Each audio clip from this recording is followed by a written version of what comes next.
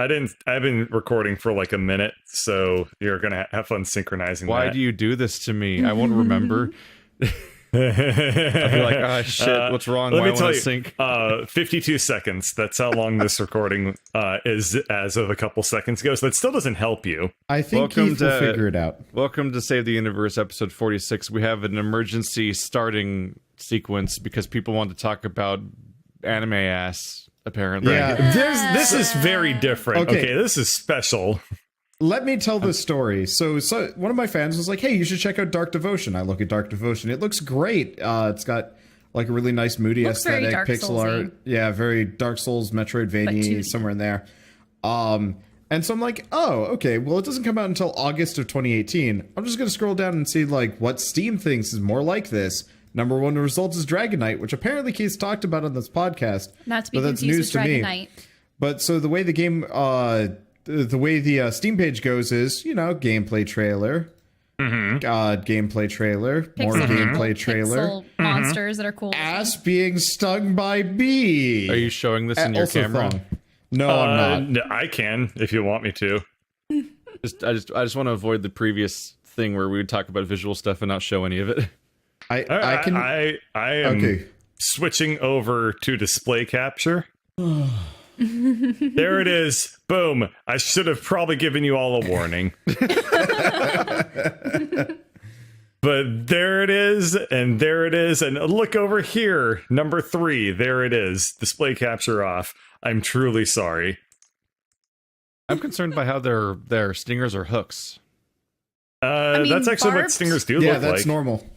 Mm-hmm. Well, actually, it's more common in bees that end up having their like whole abdomen ripped off in the process. Wasps these are clearly have a straight wasps. one. They do, because they can sting you for forever. Well, not only do they have a barbed hook on the end, but they're also like long curved horns. Like they're going to give you like some sort of like deep muscle injection.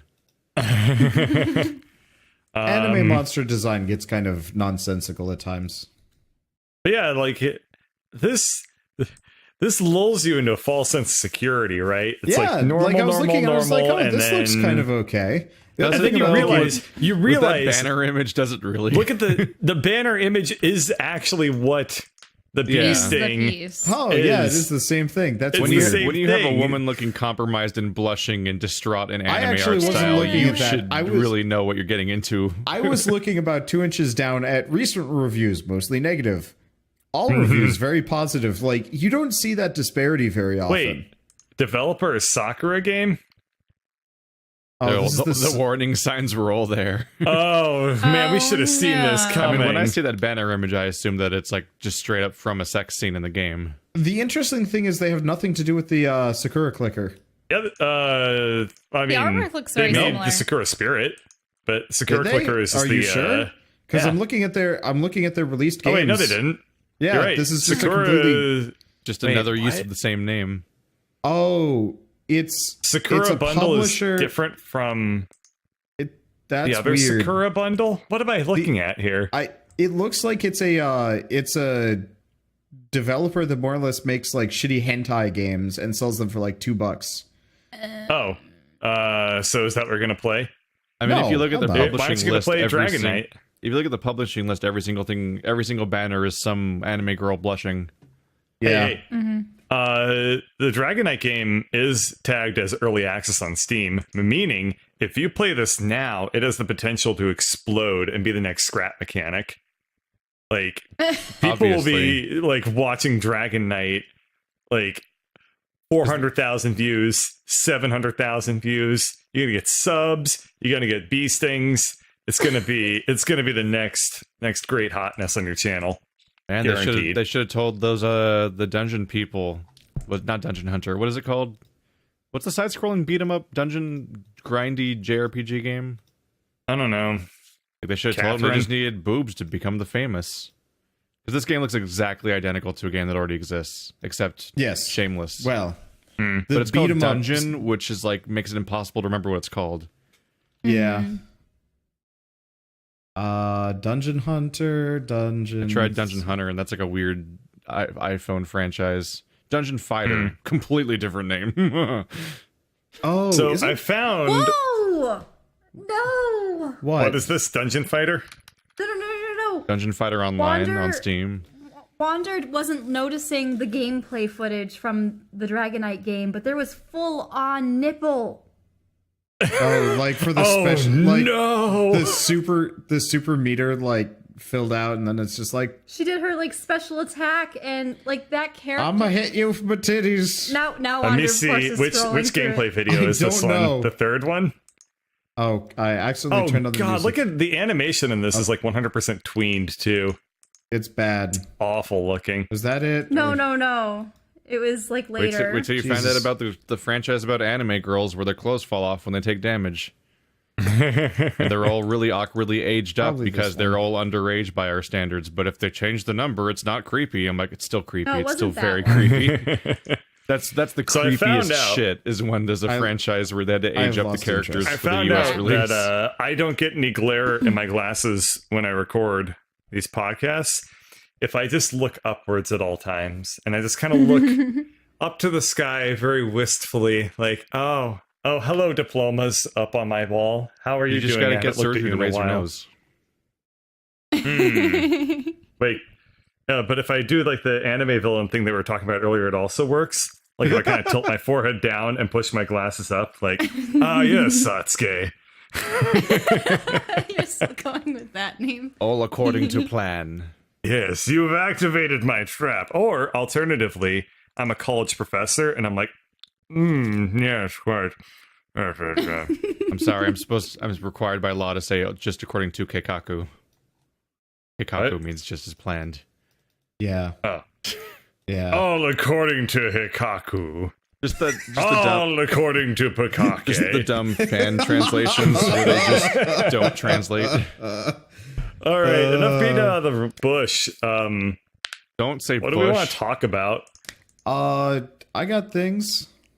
Don't say bush. Want to talk about Besiege? Monster Hunter World. Monster Hunter, Besiege. Besiege is good. Let's talk about Besiege, seeing as that's actually something that we have as a common element. Yeah. Yep. It's fun. I've been waiting for the multiplayer for that game since it came out because I was like, this is a fun thing that I have no interest in playing alone.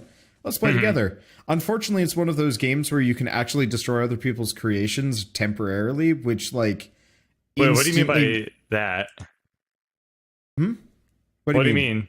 Like destroy other people's creations? Temporarily. Like, well, so like if you press spacebar, you reset. Yeah, exactly. That's why I say temporarily. Okay. And so that hits the like the chord in me that makes me want to destroy everything because I know there's like actually no like long-lasting consequences. So like we did a race and we all made racers and Durf was like directly behind me and I had a shotgun powered car and Durf like ended up directly behind me as I'm shooting and he destroyed himself and I'm like, well, cat's out of the bag, everybody dies now. And like afterwards I was like, I'm kind of an asshole and I shouldn't do that. I was going to get second place up until you came along and shot my tires out. Durf was going to get second place until I murdered his ass. Yes, but the point is he was dead, I was alive, and then you self-sabotaged me. Just a tiny aside, I visited Bird's YouTube page and the thumbnail for the stream is the hornet ass. Oh no. Oh no. Because it's bright, colorful, and contrasty. YouTube loves that. Oh no. Yeah. Hey, if it works for anime, it works for me. Does it though? That's a terrible standard to put for yourself. Oh no. Nothing works in anime. Anime is real life. Anime is real. Wait, the red wall? Anyway, back to Besiege. Let's talk about Besiege and then we can talk about this. Anyway, go. I had never played Besiege until we played it multiplayer, and I was like, we need to either play more of this or something, because like I did not see what the appeal of that game was in terms of like more than just kind of a couple one-off sessions. Like, you played with it a little bit more? Is there? So we're on like this totally flat world with a couple of mountains here and there, but like it looks like you're on top of a giant blueprint. And I hope that there's ways to like manipulate the world more. I don't know. There's a level designer thing that you can do. So I think the main appeal for Besiege is in much the same way as Scrap Mechanic of like, here's kind of a tool set. What can you do?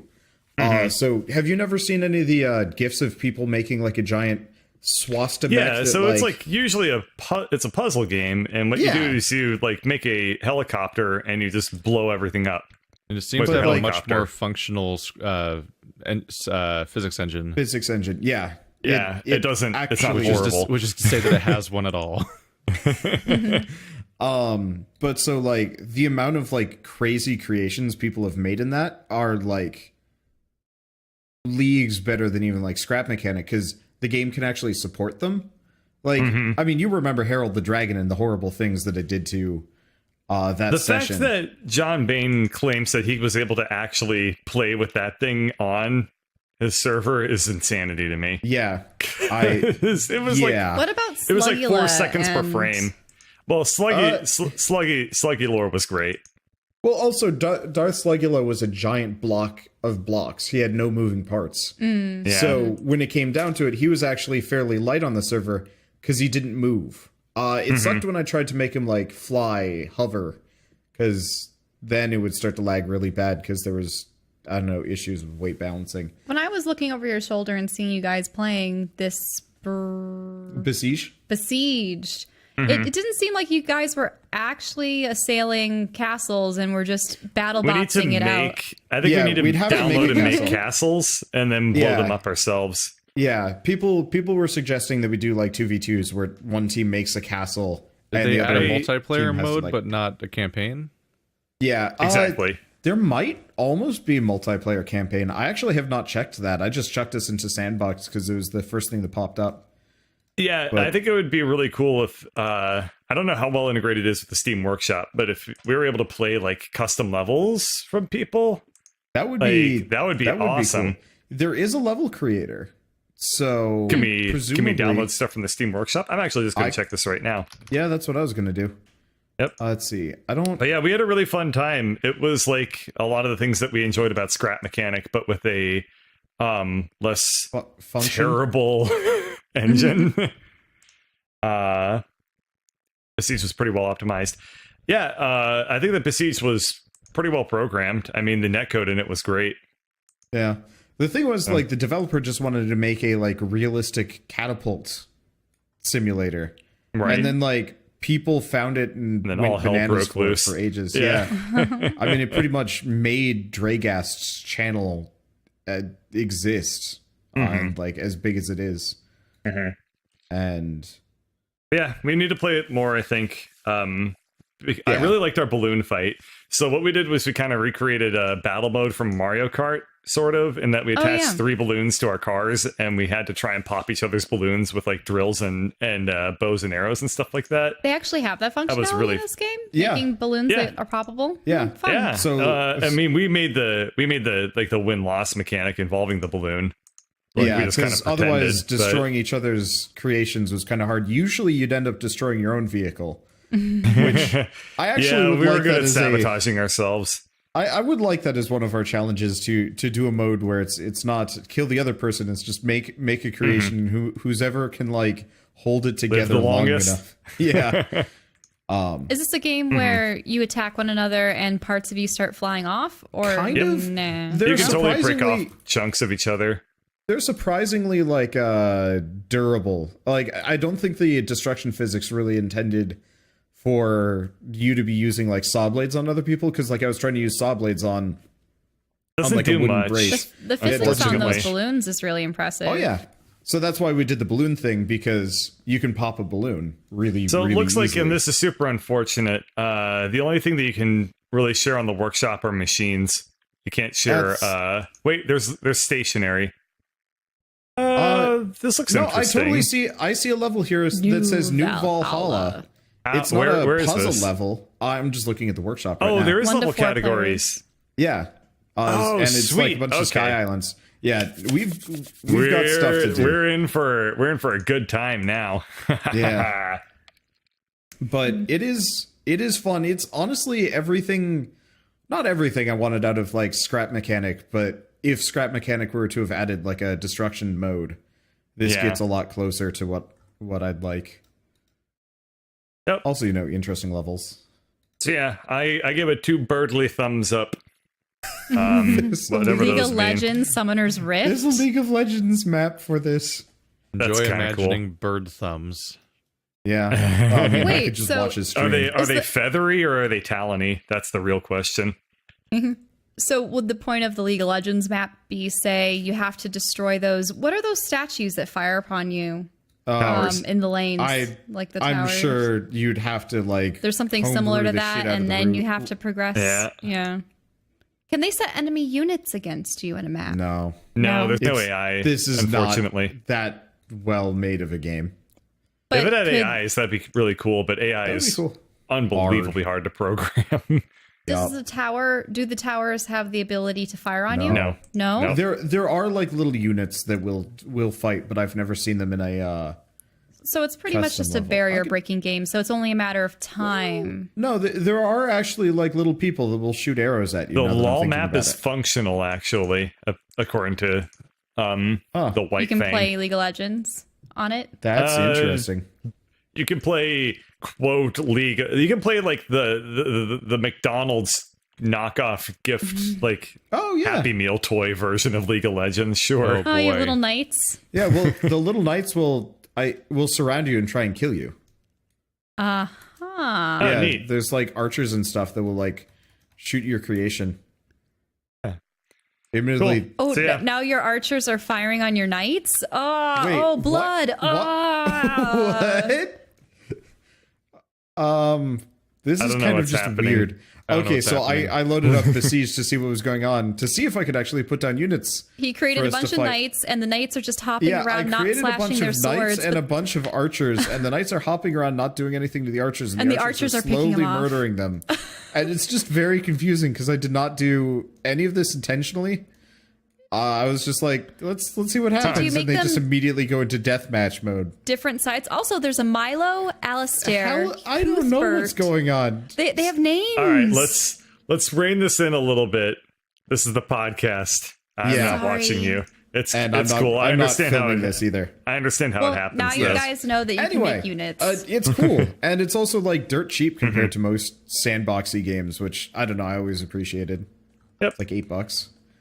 Yeah, That was fun. So yeah, Besiege is cool. Expect more episodes of Besiege to come out. We've only played one session of it so far because scheduling me is a pain in the ass. It's going to get a lot harder. Also, once we're done with Divinity, life will be. Oh yeah, Flexible. we're getting close. We're getting Yeah. close. I mean, we could Anyway, beat it tonight you if wanna we talk actually about- just went down. Yeah. You want to talk about Monster Hunter Yes. World? So, Monster Hunter World. Have you guys looked into that at all? Seen anything, or probably not? I saw that it had a lock on and they didn't used to, but I don't know enough about Monster Hunter to begin with to contextualize Monster Hunter World. I saw it any in way. PAX, and it looked really, really great. It is really fun. So, like, more or less, it's take out the level design of Dark Souls, but keep the interesting bosses. But of course, they're all dinosaur creatures instead of people in armor that, you know, have weird bullshit movement tactics. But so it, I guess since you guys don't have much of a prior exposure to Monster Hunter, We played Dauntless, that counts. Yeah, but Dauntless is take similar. everything you didn't like about Dauntless and make it not shitty. And really just make Dauntless complete and not shitty. I think the only thing I really that's kinda didn't what like you get. about Dauntless was the pointlessness of the quests. Otherwise, I was pretty on board with the game. It That was legit the worst, to be like, I already played these levels, yeah, but play them again because you didn't have this quest active yet. And I'm like, God damn it. Yeah, that was awful. I think Monster Hunter is still going to kind of have that issue to some degree. Usually, you have to fight each monster at least That's like the problem once or with these twice to get the games full because set. they're big bang on like one huge like thing that's amazing, but then they also want to make the game long, so they make you just kind of keep redoing that's it like over and weirdly over. a thing that Elex keeps nailing is that if you're in some random corner of the map and kill 5 dudes, you'll get a notification of like, you've killed 4 out of 5 dudes. And I'm like, I don't even know what quest that's for. And then like 2 hours later, you encounter a quest like, I need you to kill these dudes. I'm like, oh, I did that ages ago. And then you just put it in like, on the spot. I'm like, that's weirdly cool. Now the question is, did it save your progress? Yes, it does. Fun. It's weird. I completed half the quest for that game just by wandering around, shooting people, looting stuff, And then like later on, somebody's like, "Hey, I need like a flux converter," and I'm like, "I got dozens." So at one point, you get a quest fairly early on in a town called Origin, and there's an engineer there. He's like, "Did you see that plane go down?" And you can like snarkily say like, "Yes, I was on it," or something like that. Like more or less, just like kind of shit on him and his exuberance. And he's like, "Oh man, I'm sure that's immediately what you did. If I fix it up, can I have half of it?" And I'm like, "I'm not using it." Sure. And he's like, "Okay, well, I'm going to need all these parts." And I'm like, yes. How can you have half of a plane? Yeah, I guess he wanted to timeshare the plane. Oh, okay. That's the closest which approximation. Is silly because, so he's like, "Okay, but I'm going to need all these like rare and hard to find parts. Like you're going to have to do a lot of work to go get them." And I'm like, "I got them right here." He's like, "Oh, okay, well, you're done. I'm going to go get the plane now." And then the plane just winks into existence next to me. And I'm like, "Huh, well, that's fast." It leads these really funny blind trust moments, though, where, like, I freed a guy from cannibals, and then I had the option to demand his cleric weapon that I didn't know existed. And then hours later, somebody asked for a cleric weapon. I'm like, he stole it. Okay. I actually did that properly. The weird thing is he asks for a beer. And if you give him the beer... if you demand the cleric weapon from him, which is this like high-tech hammer thing and like leagues more expensive than the beer, he's like, "Well, you gave me a beer, here's the hammer." Well, you also saved him from cannibals.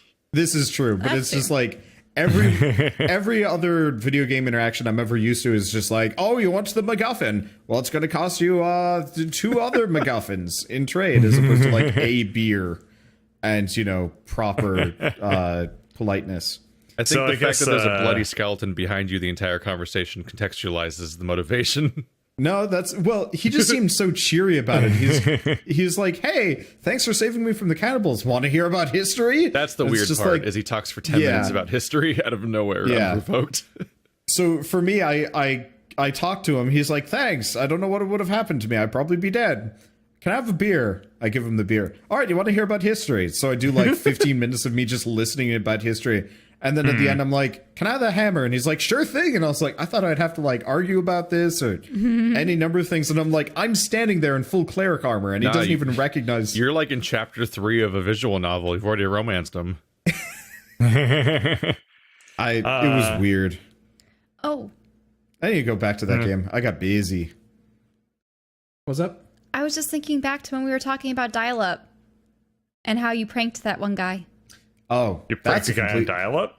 That's a completely different story. Where does this come from? I was just thinking about it. We were supposed to talk about it on a podcast at one point. No, I know it's real unrelated. connection. Yeah, I think Shell zones out when we're talking about stuff she's not interested in, and then as soon as there's a lull, she sneak attacks with and then the she says that you reminded her of it, but really it has nothing to do with it at all. Well, just him talking about this just reminds me of when we were talking about that. On dial-up, it was literally over phones. So like one time I accidentally got like a long distance charge for my internet usage. Ooh. Because I called like a long distance ISP. It was never heard of that before. It was for like a minute before I realized what I did. So it was like not anything bad. But it was like, oh shit, I forget that this can happen. Because I was dialing, I had moved recently to New Mexico, so I went on the internet and I hit the endpoint in Maryland. Oops. I just remember when like not everyone had phones, not everyone had their even personal computers for each person in the house or anything like that. So like I was like asking permission to print out a game facts guide for like Dynasty Warriors or something because I wanted all the information. They said no without always going on the computer over and over again. I would have to make sure that my parents weren't expecting any phone calls before I could play Battle.net, because, you know, obviously playing StarCraft custom games shuts down the phone line because dial-up, yay. Yeah. It's kind of a miracle that it worked that well, now that I'm thinking about it, because like I didn't have that many internet issues on freaking dial-up of all things. Yeah, I used to play Diablo it was built on off of the internet. Like dial-up was built off of phones, and phones are freaking amazing systems that I can talk about for a while, but nobody would care about, so I won't. But Make a podcast. I mean, phones were designed. Phones were designed to like withstand like wars, basically.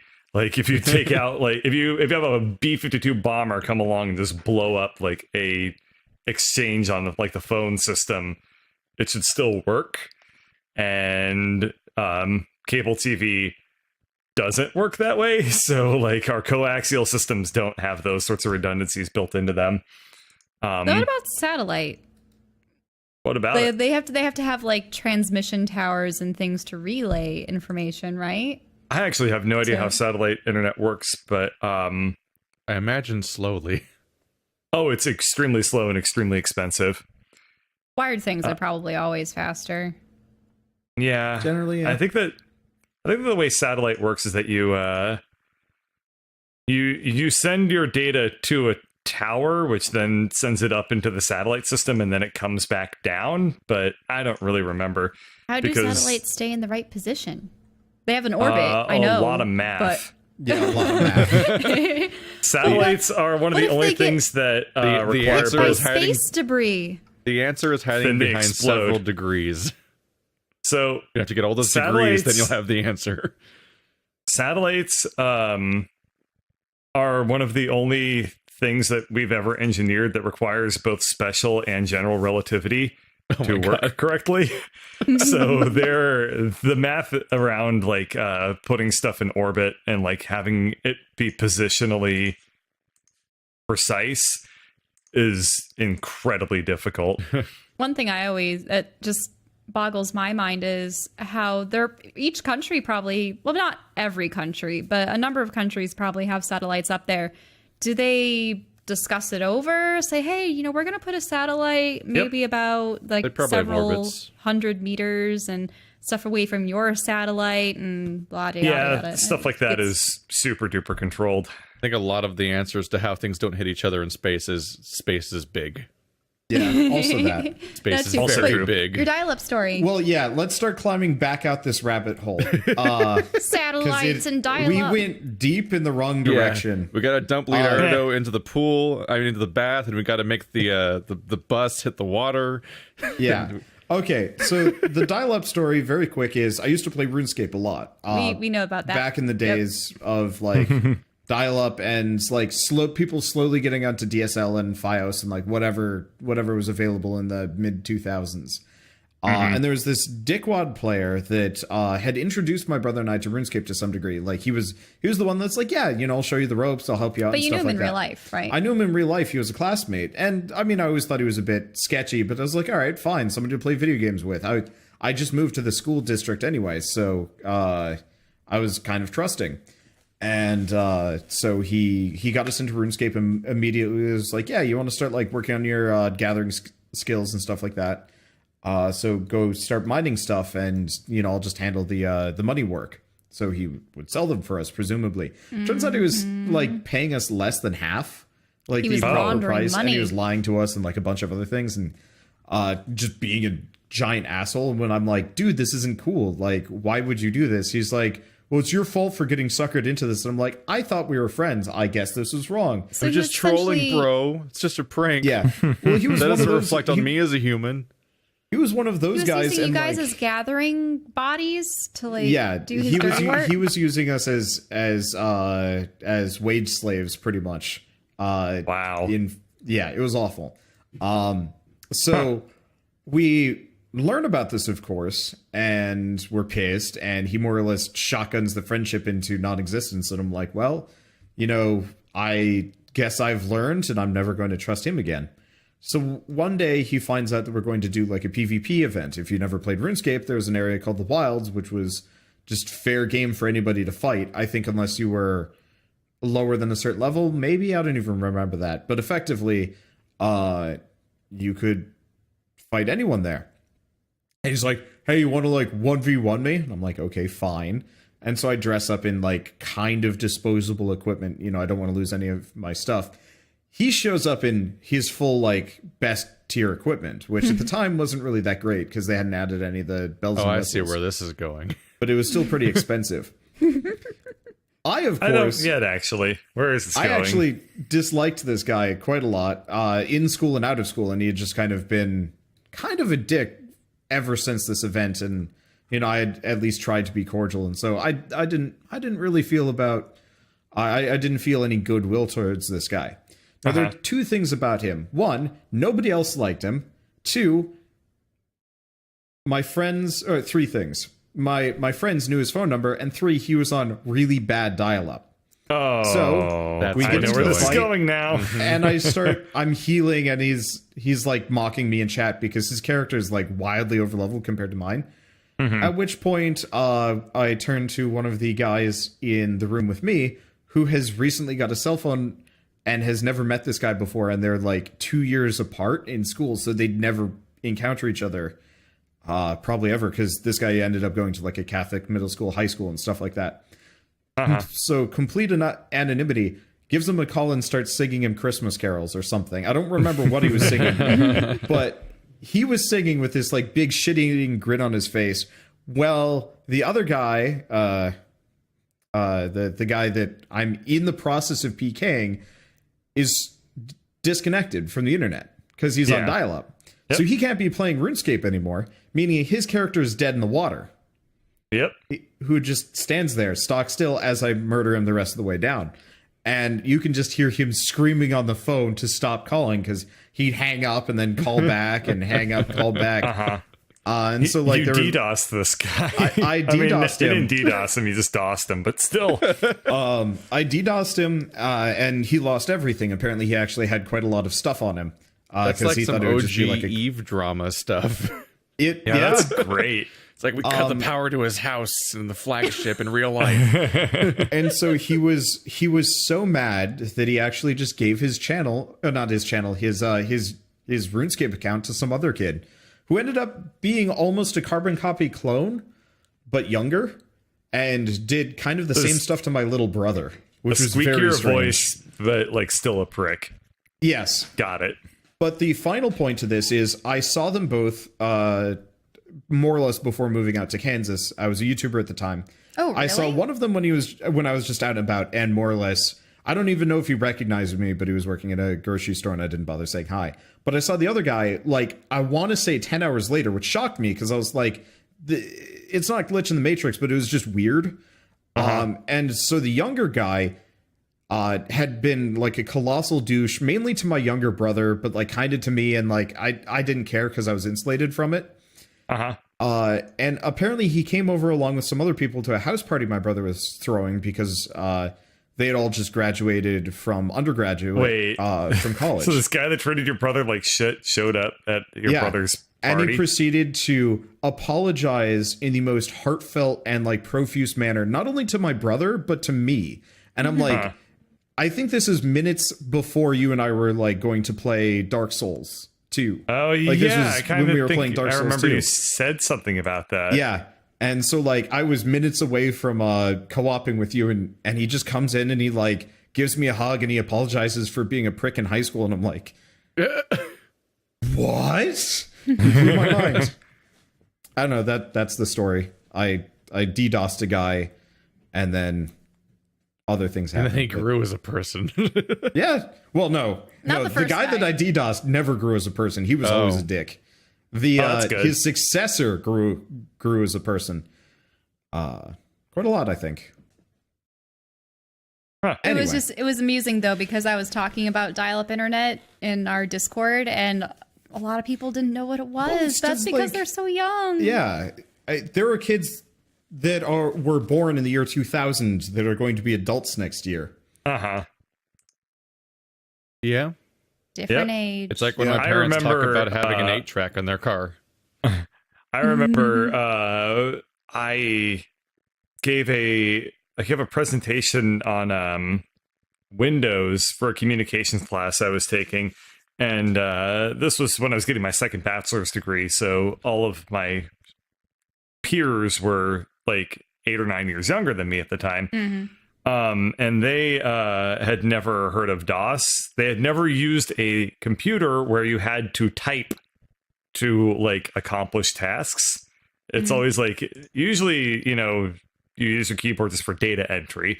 But back in the day, it was like, I want to play Warcraft. I have to type in like commands to like go open the folder with Warcraft in it, and then like open up Warcraft 2 all through a text terminal. And I showed this to everyone. That's seen as being so arcane nowadays that the game Tartarus thought that it could get away with that being the entire base of it being a puzzle game. I have a puzzle game because I have a DOS interface, and that's the puzzle. That was the whole game, basically. So I demonstrated, like, this is how you used to have to use computers, and everyone was like, wow. And that's just funny to me. It's funny to me what how does it feel, people to don't be know a about living fossil? I'm only like 5 years younger than older than some of my peers, and like the differences that we've had in life experiences are nuts. I mean, it's interesting because I don't remember computers being like that, because my first experience with it was Windows 95. Oh, you never had an old computer then, huh? No, it's like when you hear about people going to jail before smartphones were invented, then coming out right after they were really popular, and suddenly being like, "What happened to the world?" Like we were in it, so we didn't notice the change. But everyone that like was gone for a bit, they come back and you're like, "What? Is everyone's looking down all the time now? What's happening?" Yeah, it's interesting going to places like the post office or the store and how everyone's just so immersed in their cell phones. Be fair, cell phones are awesome. Just imagine like going on a trip and coming back and everyone has brain chips now. You're like, wait, what? when did this happen?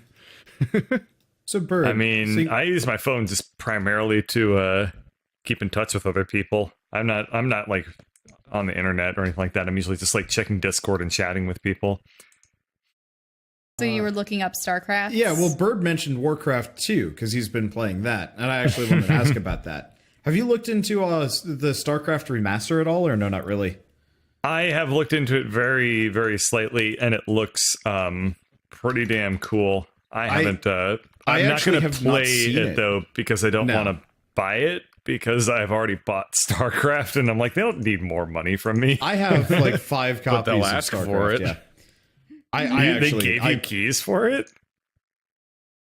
Me? No. No, he's just saying he keeps family, repurchasing the game over and over again. Oh, I get what you're saying. His family always had StarCraft and Warcraft and because World of my brother, Warcraft. my dad, and I would play stuff together, we had to have multiple copies to play It's online. hilarious looking at their wall of games and how they have like 3 Do copies they have of every StarCraft single over one. and over again? Yeah, we had a lot of Guild copies Wars. of StarCraft because we'd have friends over for LAN party, and you could make those like spawn CDs so people could play like temporarily online.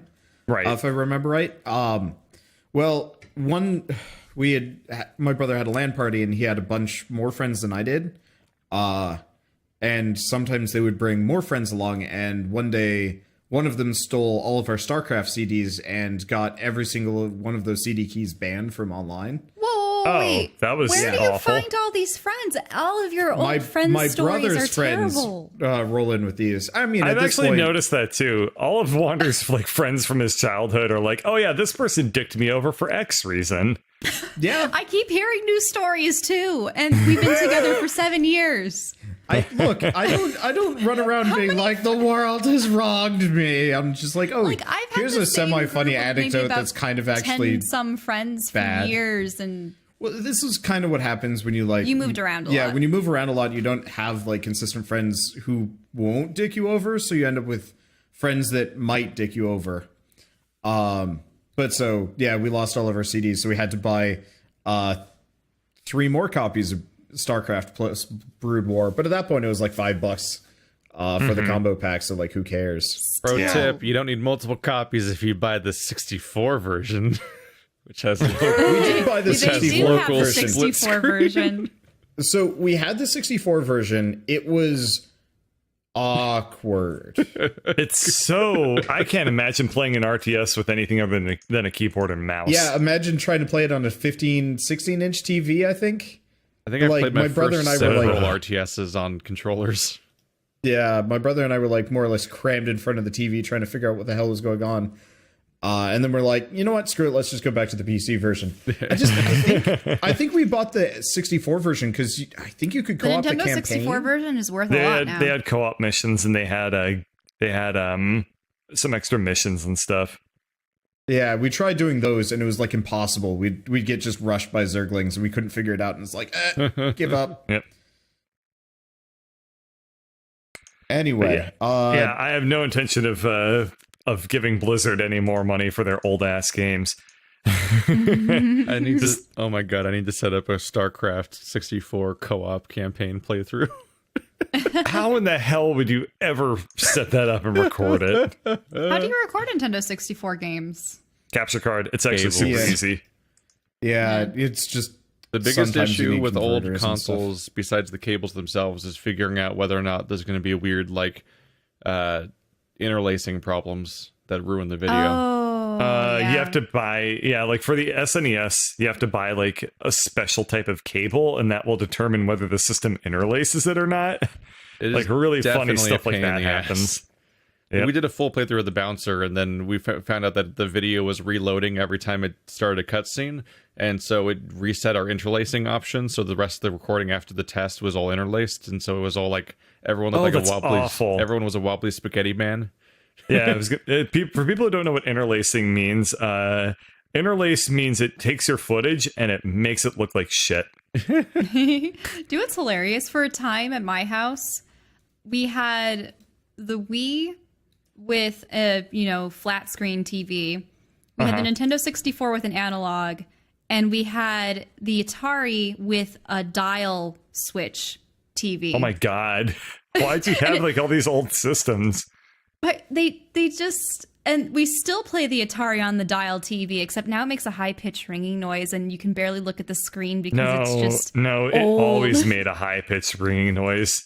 You just looked past it.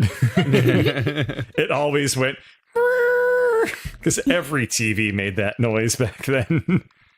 It's funny, like, just looking back, and I can just go into the guest room and be like, old TV with dials, flip them around. I know, TV with dials are great.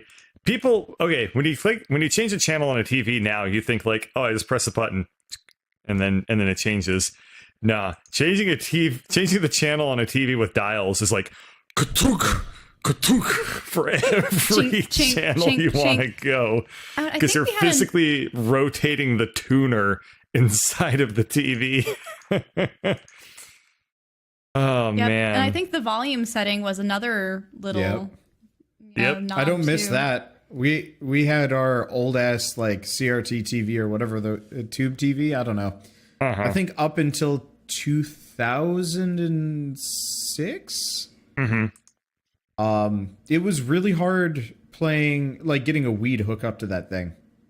Like I am not surprised. Yeah, trying to play PS2 and Wii stuff on that was torturous. And eventually my mother caved and was like, fine, we'll get a nice new TV. 2 years later, we got the nice new TV. 2 years. Yeah, it's miraculous how much thinner, smaller, more compact everything is getting. Anyone have any games planned for Christmas time? I'm wondering when the Christmas sale is for Steam. The Christmas sale is going on. I don't know if it seems like the big thing now is Black Friday, and then they skip out on everything else for the month. I don't need to play a Christmas game. I'm already playing the most famous Rudolph the Red-Nosed Reindeer game ever made, Wind Waker. Really? What is it? Oh, what? Because their protagonists look identical. Okay, so the Steam Winter Sale is the 21st. 21st, yep. You were talking about Wind Waker, right? How it looks like the elf boy? The guy, Link looks like the dentist kid that wants to be a dentist, so he rips all really these teeth out of a living creature. Except for he's way less happy about it. If you go back to watch that movie again, not only is it unexpectedly effective at being actually scary at times, but it has really fucked up morals that don't translate to modern audiences, and it's also like oddly like horrifying in moments that are supposed to be like sweet and victorious. Cornelius, and he always is licking his pickaxe. It was weirdly dystopic. Yeah. I think that movie single-handedly made me not trust Santa Claus. Yeah, it's a really horrible take on Santa Claus. He seems like a horrible person. We're talking specifically about that stop motion movie from the 60s, right? Yeah. I think I've only seen that thing once. It feels like weird, like post-war propaganda era stuff, because it probably is. but also like the It horror was moments a are children's movie in the 1960s. It's going to be like, now we got to keep the Reds away. all the morals are wrong, but also like the model snowman's terrifying because they do the Jaws thing where he's never on camera for like 3/4 of the cartoon, not a cartoon, but and he just keep getting horrible sounds and horrible senses of scale. He somehow changes size in every single scene, seemingly, and he's just terrifying until he shows up and he's just some jackass that gets all his teeth ripped out because it's a silly movie. Except that's horrifying too, that they just rip all of his teeth out. I probably kept too many of my toys when I was little because I didn't want them to go to the land of lost toys or unloved. What is it? The land of Misfit toys. Misbegotten toys. It's misplaced. Misbegotten. You think it's misbegotten? It is misbegotten. Huh. Oh, man. That is usually where they I'd had stop the movie because it made me very uncomfortable. I still think it's Misfit toys. Oh, Misfit? you're right. You're right. Yeah. Yeah. Sorry, where am I getting misbegotten toys from? I don't know. That's a big word for 1960s children's programming. I know. Yeah, you're right. Nobody would want an elephant that's blue. That's a weird Misfit low toys. standard for misfit. I think misbegotten is like the same definition in my brain. Yeah. Well, Like no. conceived, designed, and planned. I almost like misbegotten toys better. It's like shitty Chinese knockoff island. Oh man! I feel like one of the misfit the, toys was indoctrinated into thinking that there's something wrong with them, just so that that everyone else could justify themselves. Because everyone else is like, "I have a plane that shoots water" or stuff like that. Then out of nowhere, this is like, "I have polka dots." I'm like, what? That's normal. That's normal. It reminds me of one of my favorite childhood stories growing up was they had these really old books where they had dolls that they would pose to make the illustrations in the books. And it was the Steadfast Tin Soldier. And yeah, he was a defective toy. He ends up being the hero in the end. Except in the original version, he and the ballerina die a grisly death. In the Disney version that they put in Fantasia 2000, they both live. And live happily ever after. Go figure.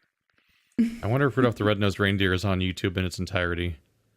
Probably. And I wonder if we could just especially do if it's old enough. Commentary over it. Give me, Well, it depends on like. give me not. Does anyone still have the rights to that and stuff? You Oh, have it's a to- you might CBS have to worry movie. about It's like copyright. probably the same.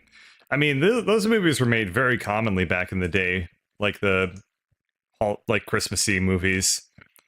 They didn't realize that people would have nostalgia about them, so they've been wildly more successful than they were ever anticipated to be, especially the Charlie Brown ones, which they I were still just kind haven't seen the of Jack thrown Frost together. one. That was also done in stop motion. Yeah, Anyway, I don't know if I'm Monster really- Hunter. Yeah. Yeah, Monster Hunter. Monster Hunter world is great. I might play it if it had a plot, but it doesn't. Yeah, there's no plot. It really is just kind of boss rush. I think they do have kind of the quote unquote plot, which is like loose reasons for doing anything. It's like this monster's threatening like the water resource. Go fight it. But ultimately, it's mostly just for fighting the monsters, and they've got like 20 different weapons or something. I really enjoyed it though. Like every weapon kind of felt distinct and fun. My favorite was at the very, very end of the beta, because there was a beta period last weekend. Me and 3 randos from the internet, the Proto was one of them. We all loaded up with hammers, which they all just kind of automatically look like Smo's hammer to begin with, like just in terms of like shape and size. And we just picked the intermediate boss, surrounded the thing, and just kept hitting it with the hammers. And different weapons have different effects. So if you've got like a weapon that cuts, you can cut off parts of the monsters. So like a tail, for example, for extra resources. Or if you've got a hammer, it'll like break armor off and stun the enemy. So 4 dudes with hammers surrounding this poor monster, it more or less would like just topple over, and we'd all like surround it and just beat the shit out of it. It would like kind of stumble to its feet, and like it has like the stun like animation, and we just pummel it back into the ground again. Like it was almost That's horrifying. actually kind of horrifying the way you describe it. And that's the thing. I watch them do this, and I go, "Those poor majestic creatures." Yeah, but also it's a video game. I don't know. The way I describe it sounds kind of horrifying, but like, I mean, half the deaths in Zelda games have been making me sad. Where you defeat a boss and then they just die horribly afterwards. I'm like, oh shit, didn't realize it was going to go this way. But like, I don't know. It's just fun. Like, you guys remember how we were having trouble against the dragon at the end of Dark Souls 3? We weren't really having trouble. We just didn't get him on the first try. Or the first day. Didn't it take us like a week to kill that guy? It took us like 3 days. 3 days. Yeah. Dark Souls kind of evokes that, but slightly less bullshit, I think. Mm-hmm. You mean Monster Hunter? Yeah, sorry. Did I say Dark Souls? Brain. Yeah. I was watching Happy Souls earlier today, so like my brain is kind of off. Anyway, stop watching this stupid movie, Keith. I thought it would be funny to watch Rudolph the Red-Nosed Reindeer and Abominable Snowman boss fight while he talks about Monster Hunter. It's fitting. Anyway, continue. I'm listening.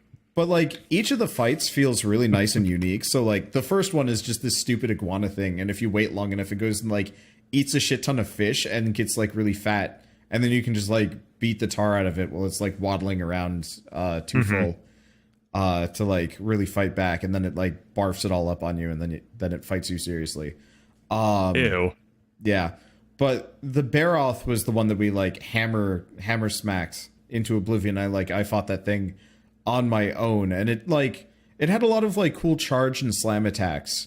But one of my favorites was it would like actively seek out mud nearby and like armor itself up, so you had to constantly like make sure it wouldn't run towards mud. And if it did, if you had like a water shot, you could actually get all the mud off of him before it like re-hardened and, you know, gave him an armor boost. Oh, wait, did he have some kind of internal fire that would bake the mud on him? I guess. I mean, it's a video game. Yeah, if you're a big enough creature, that's just called body heat. Yeah. It's like how dinosaurs roll cold-blooded, but they were so big they were like functionally warm-blooded. Yep. But that's true. I don't know. I heard it somewhere. It's probably a Snapple lie, like all the Snapple caps. They were able to find some well-preserved hearts of iguanodons and whatnot, and they were trying to determine whether or not they actually had the capability of having, like, their chambers were different or something was weird. So they're like, oh, but maybe they were warm-blooded, but anyway. But so at one point it runs over to a bunch of like this big muddy flat area. And then another monster just pops out of the mud and starts like brawling with it. And I'm just like, I'm here, try and hit one of you, I guess. I don't want to hit both. You know what? I'm just going to stand back here and watch for a while. And they brawled for a while. And then like backed off enough. And the muddy one that I've been injuring the entire time is like, well, screw this. I'm out. And he runs off to a different location. And it was just kind of cool to have like a little moment where two monsters started like facing off against each other. And they will like actually duke it out if you keep them in the same location, though that's kind of hard. But like one of there were two harder fights that I did. There were a bunch of harder fights that I did, but two like stood out.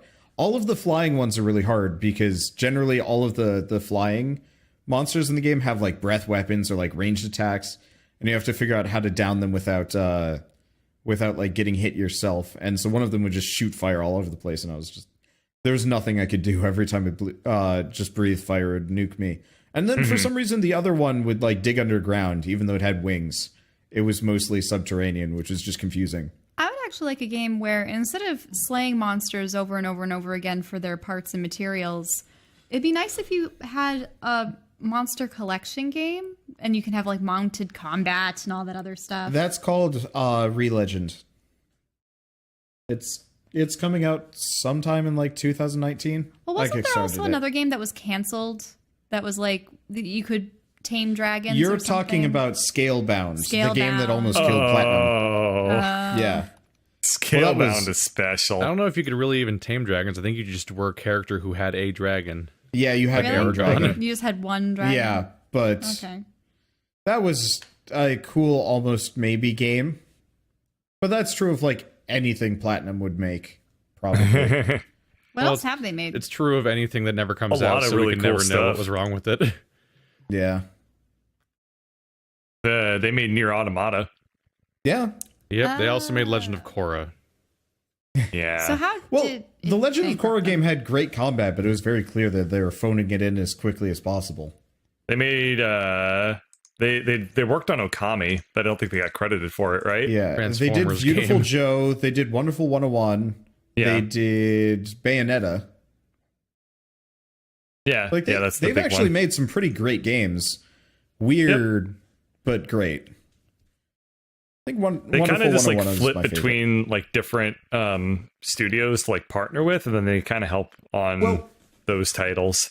They're a studio that has never managed to get enough critical success to stand on their own, kind of like how Exactly. Obsidian was for a while. Yeah. And so they were kind of at the mercy of other publishers and stuff. Even their being like- big success with Nier Automata, like still, it ends up being super attributed to Square Enix. Of course, it looks like a Square Enix game, so I guess it shouldn't be too I surprising. think Nier Automata's success is mostly attributed to Yoko Taro and less Platinum, though it did save the studio from going into bankruptcy. But from everything I've heard, it sounds like Square Enix is already like probably getting them working on another one. So Cool. There should be and- more. The game There's that also, saved two things at once, basically. Yeah. yeah, they've Nier / Yoko Taro's. It wasn't Yoko Taro about to quit anyway. Like I don't think think he so. was in a good place at that time with this stuff. yeah, I think he functionally Yeah, that- has like almost a situation like I think I heard Yoko Taro has a situation that's kind of comparable to the guy that does Smash Brothers and Kirby, where it's like he just wants to make the one thing, so he does the other thing to justify it, and he just sort of has like a relationship within the company that has like a deal worked out where he can go back and forth. so the Kirby guy wants to make more Kirby, but they keep making him do Smash Brothers. Yeah, they're like Oh. go make Smash Brothers, and we'll keep greenlighting your Kirby games. I forget basically the names set of up. Oh, wow.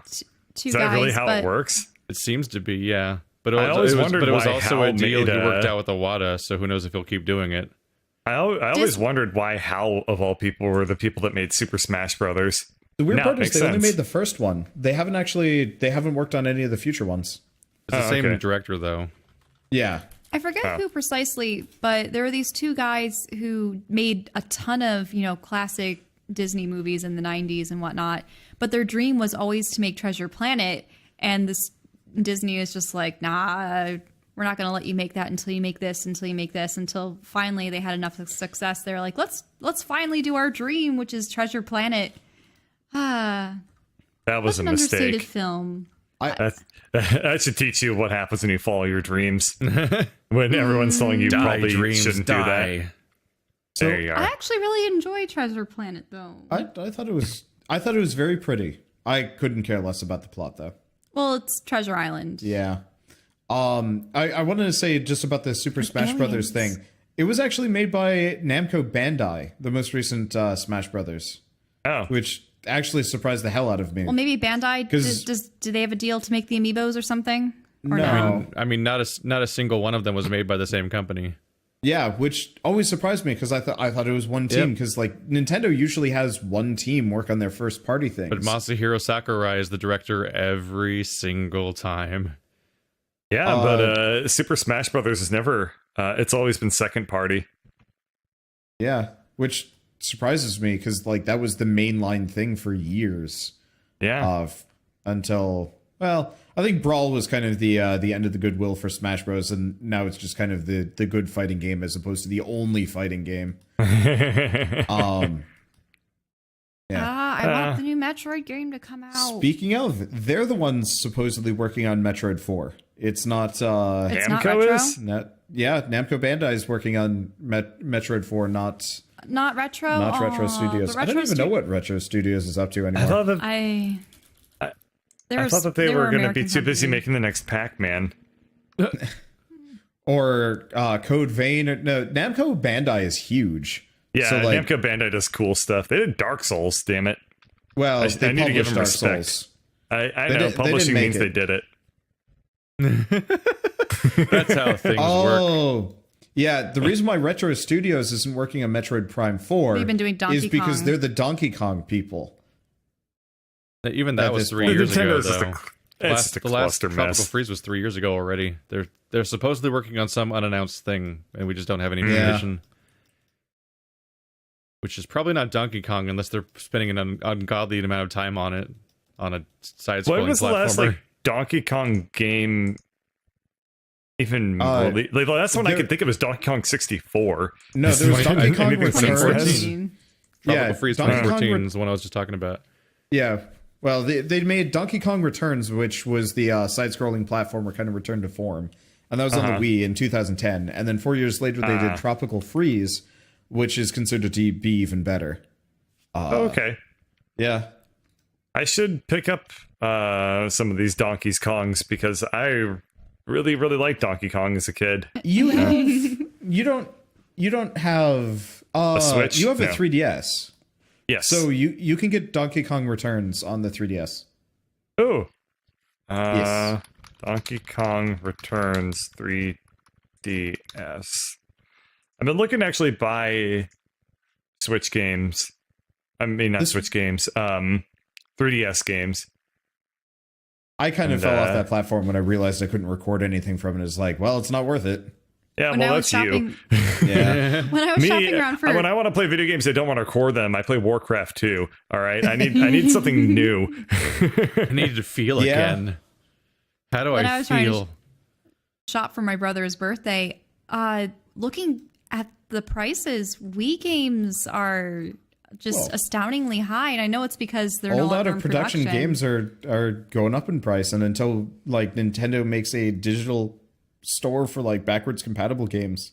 Nintendo also refuses to reduce the price of any of their first party games.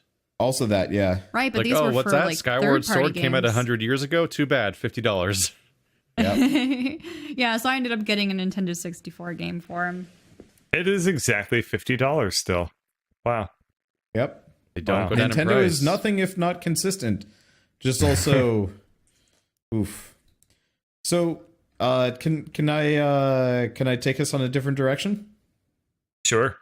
Oh, You you're can show looking us the right. world. Redwall game has new screenshots available. Wait, what? Oh man, you said a different direction. I didn't realize it was going to be like back in the time.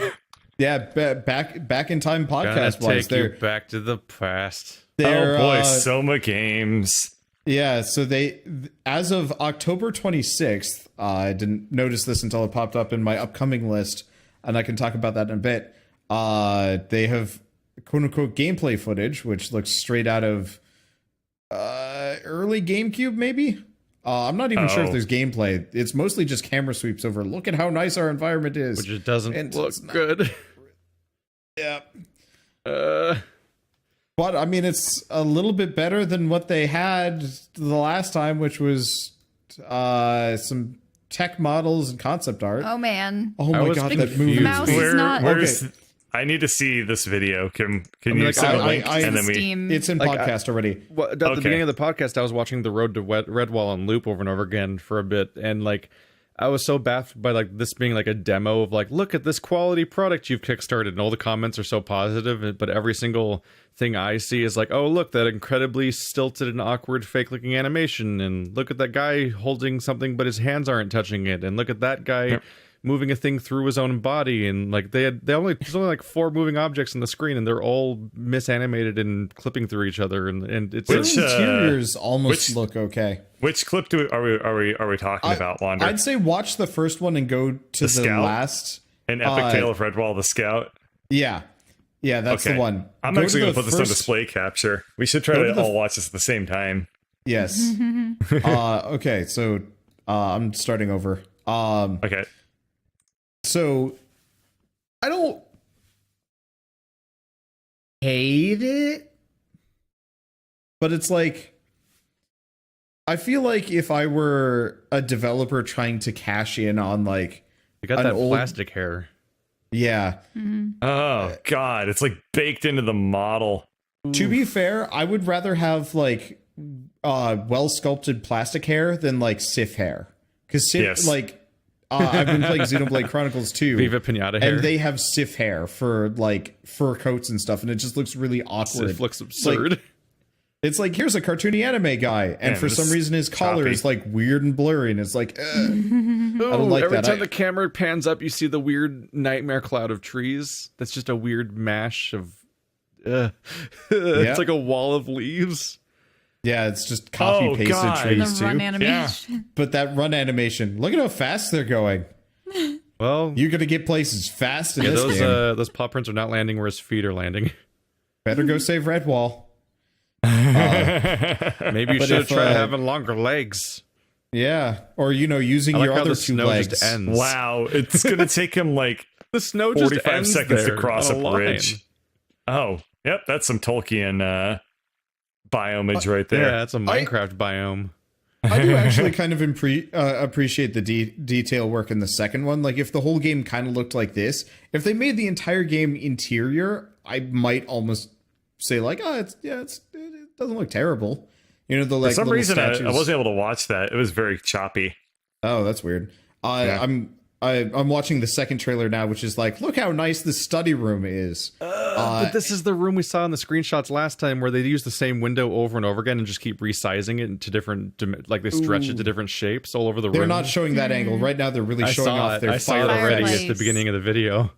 The high up windows and the low down windows are the same window, but the low down ones that are narrow are just the wide ones squished to be narrower. You can tell it from its texture and its and like the mesh all over the window is a different shape to fit. Oh god, there's even more. There's like 3 different shapes for the same window. Yeah. Why is there so many windows in this room? An abbey, duh. But to finish what I was trying to say, if I were trying to cash in on older beloved product and like, make it worth buying, I'd be trying real hard to show it off, not in terms of like, this game looks like a tech demo. Yeah. Every time they've shown it. It looks like a student project that's like trying to be investors. Yeah, honestly, this thing looks like something I would expect to see coming out of DigiPen. Yeah. Well, do you think that because of Kickstarter and other things, there's the pressure to show progress because they don't want people feeling that their money wasn't well spent? I mean, I will give them credit. That was always there. You that either show it they're- to people that kickstarted you, or you show it to the people that are paying you. I mean, particularly the second video looks like they were showing off their resize tool of like, look, you can change this thing to different shapes and it still works. And then they just left them all in there, even though they're haphazardly thrown. Like, there's like 7 windows per wall, and they're haphazard. Like they're not lined up, and there are different shapes and directions. And also, one of them dramatically has a beam of light coming out of it towards the sword, but all the other windows on that wall don't have light coming through them. It doesn't look like it was supposed to be seen by somebody. It looks like somebody was tooling around internally. Weird. But yeah, I was just watching these trailers. I've yet to see a lick of gameplay or UI or anything like that, and it's just like, this is not how you inspire confidence, especially like in a market that's so just buried in games. I actually got a key for a game that looked actually really nice that came out 2 months ago, and I had no idea. And I was looking at it, and every time a developer sends me a key months after the game's release, I want to say like, where were you when this game came out? Like, or before it? Like, I mean, it's clear you want marketing, and I might actually cover your game just because it looks really good. But like, shouldn't you have been doing this at some point leading up to the release? And I feel like a lot of developers aren't kind of getting the fact that you can't just put a game out anymore, even if it is like tied to a big product or like a big name developer or anything like that. Unless like you're actually marketing it yourself, it just gets buried under anime shit. The Christmas spirit in the third video, the little mouse kid repeatedly hooks their own eye out of its socket with a candy cane just over and over again. Yep. I was watching that. Yeah. Stab, stab, stab. Apparently I'm watching the Badger repeatedly. Just left that in the video. Warm his hands by the fire. Yeah. As they like zoom in on it. Like, I don't know. I guess maybe I was a big Redwall fan, so like watching this just kind of offends me. It's just like, Whatever happened with Moss? it's not out yet. What is I don't Moss? know when it's coming out. That looked Moss beautiful. is a VR game. It's the first VR game I've ever been interested in. The mouse thing. Yeah, Gotcha. where it's like a little mouse hero, and it communicates in sign language because you can't talk to it, and like you are kind of this floating entity that you're trying to like solve puzzles so Moss can get through. Okay. and it looks kind of very Redwall-y. You know, Moss has a little sword and is like kind of adventuring in a dungeon or something, and it wonderfully animated. Yeah, it was very very nicely animated, and a lot of like this great does detail. look super Redwall-y, except he's not wearing pants. Yeah.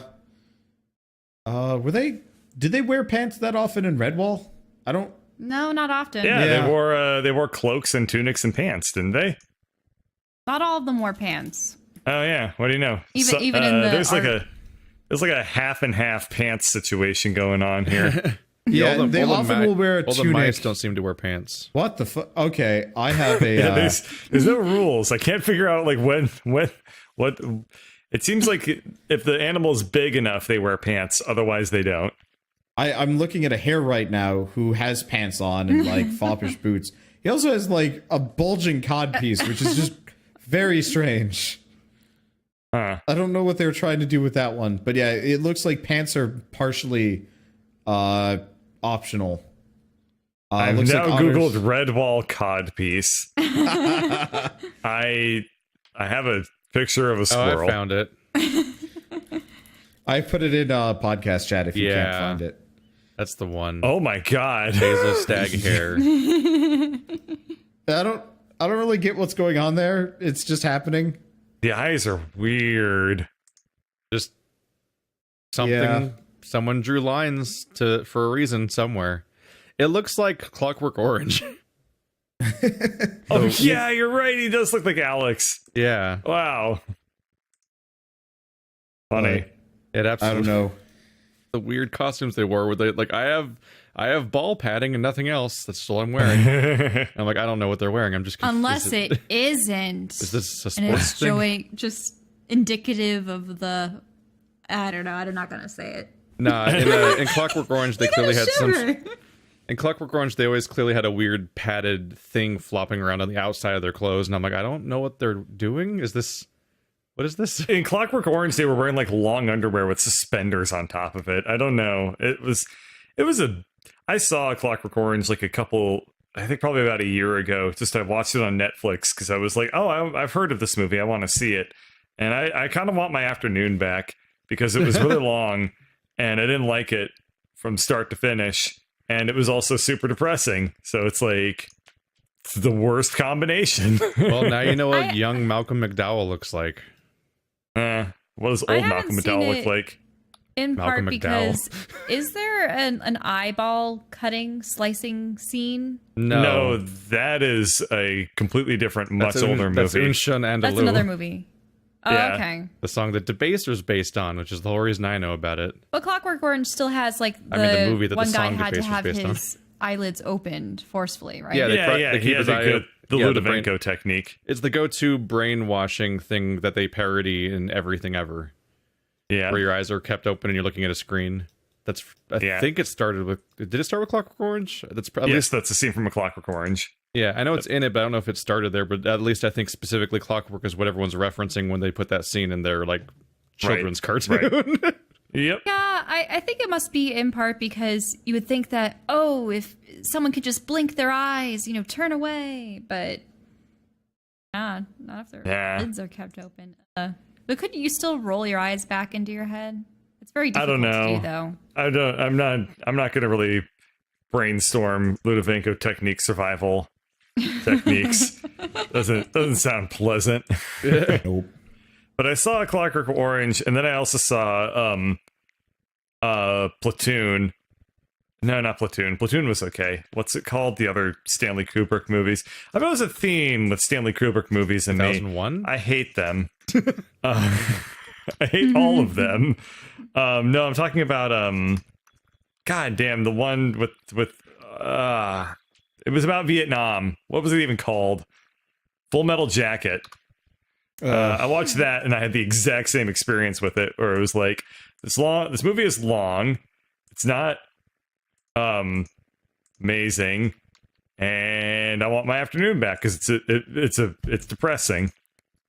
So yeah, and then that's how I kind of felt about 2001: A Space Odyssey, and that's kind of how I felt about The Warriors, and that's kind of how I felt about Doki Doki Literature Club, and I'm looking at the list now. I think Clockwork Orange is the only Kubrick film I've ever seen.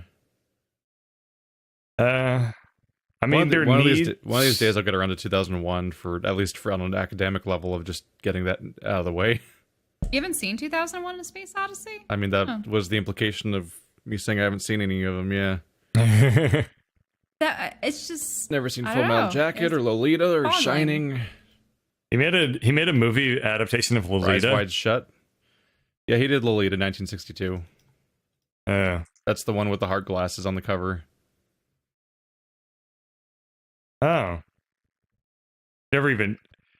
Oh, I know, but Eyes Wide Shut. Wow, the poster asked the main question that I had, which is, how did they ever make a movie of Lolita?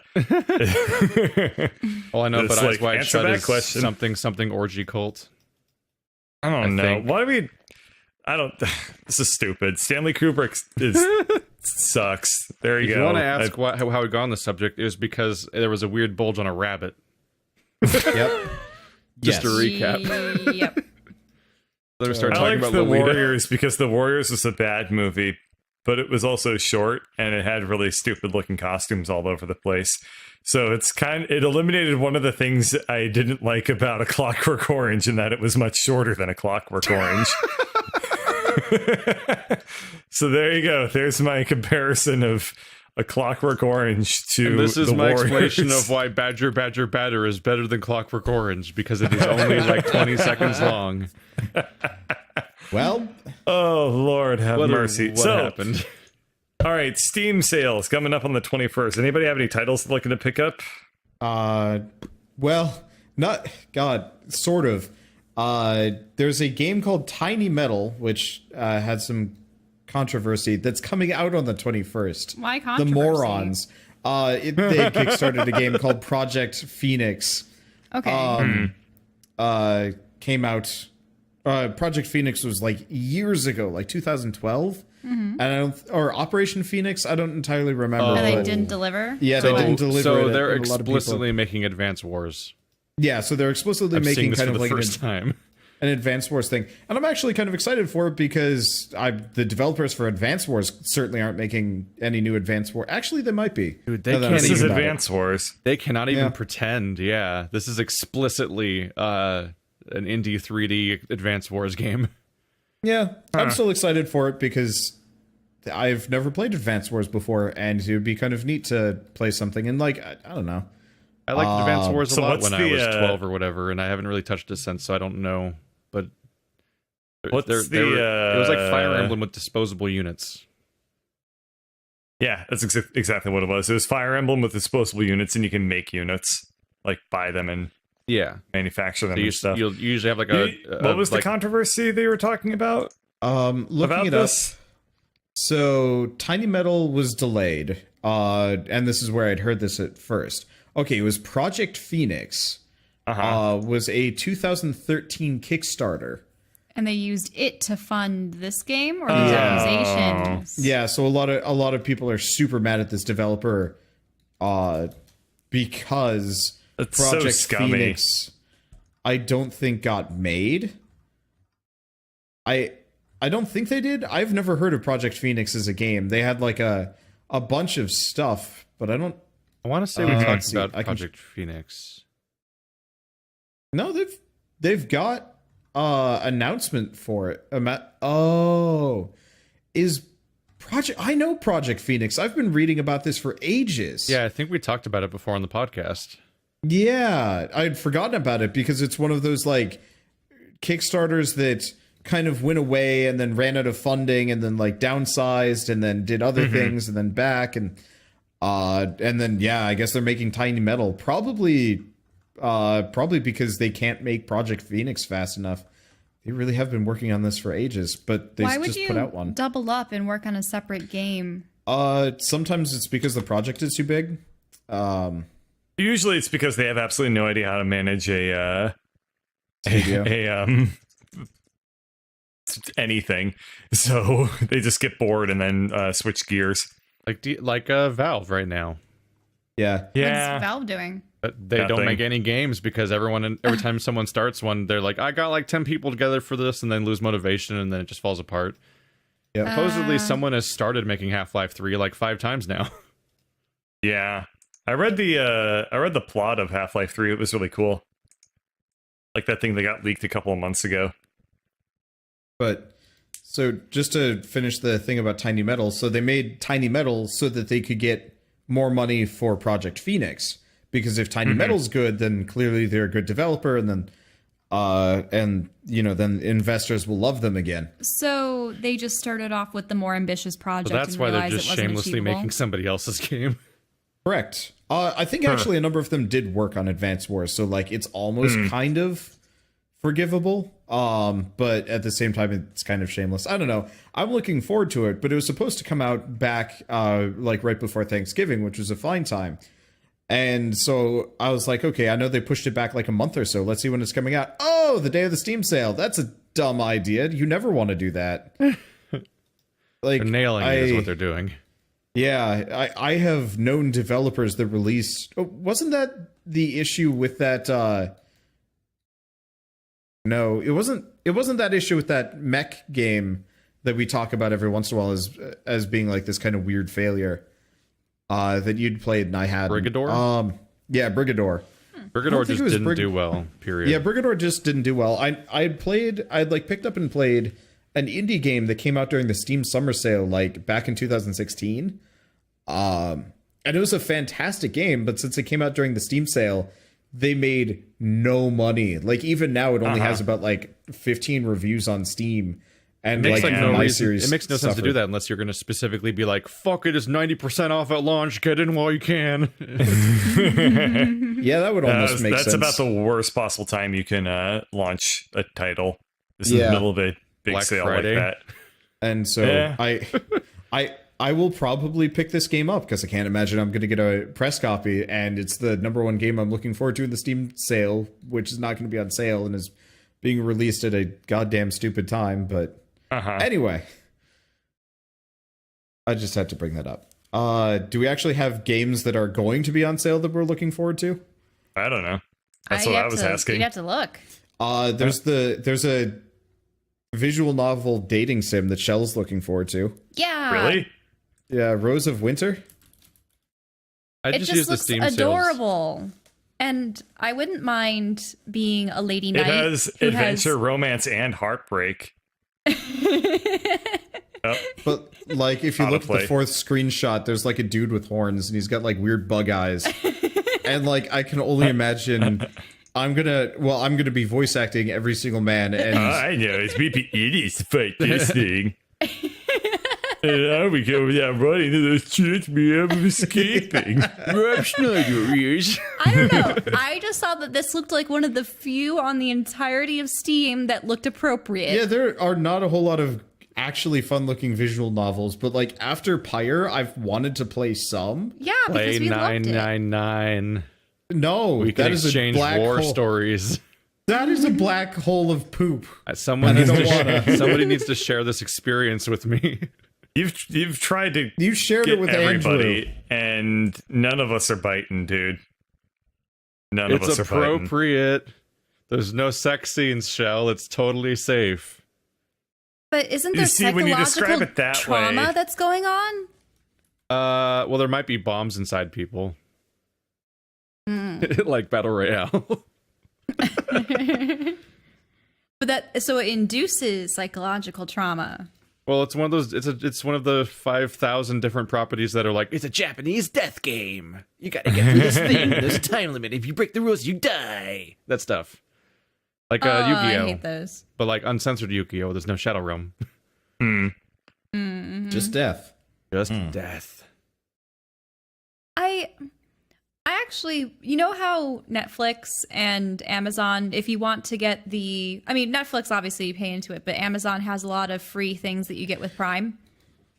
Yeah. So I found just they want to be cool, high budget films with good special effects, but they're really What, just visual novels?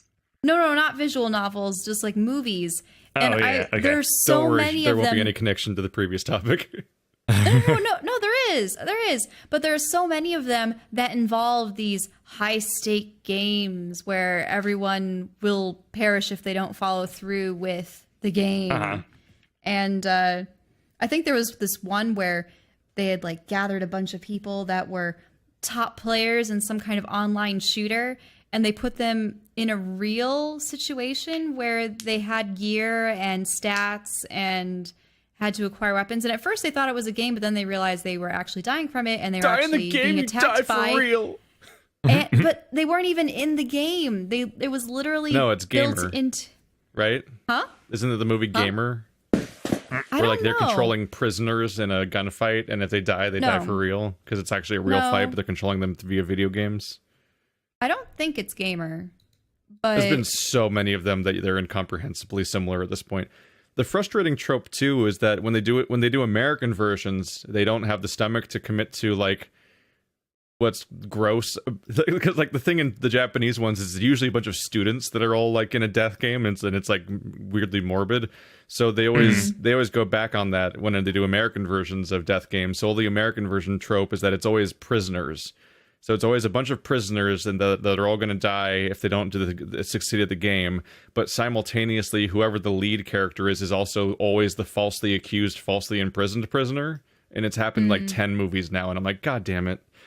It's in Condemned, it's in Gamer, it's in Death Race, it's just in, like, all of them. It's always like, all the prisoners are in a death competition, but the main character was falsely accused and imprisoned, and yet the twist at the end is that the guy making the game in the first place is the one who falsely imprisoned him, and the movie ends with him killing the guy that made the entire game in the first place. And one of the oldest ones that... Gerard Butler was in Gamer? Yes. Yeah, he was the protagonist, sorta. Wow, Gerard Butler stars in some really shitty movies. Yes. Yes, he does. I think one of the early ones that followed this plot line, wasn't Arnold Schwarzenegger in a movie where he and a bunch of convicts were shipped off to an island? Marathon Man? Is that what it's called? I forget the title of it because it's one of the few Arnold Schwarzenegger movies my dad doesn't have. Oh, I'm thinking of like Sylvester Stallone, I think. 80s collection. Can you look it up? I mean... Sorry. I tend to check out Arnold Schwarzenegger was in The Running Man. Running Man. Is it Running Man? Yeah. I was like, is it Running Man or Marathon Man or Logan's Run? Oh yeah, Running. Of course, the first thing that Running comes Man up is a TV series. Is I think the one that you're talking about, right? It's the one where they have to, or like the convicts have to fight in like dystopian convicted 1980s. Man must try to survive a public execution gauntlet stage as a game show. They're always falsely accused. They're never. Well, that's how you know they're good, unlike the other criminals who are stupid evil. Because a character arc would involve redemption, but there's nothing to redeem if the guy was actually just falsely accused. So he doesn't have a character arc.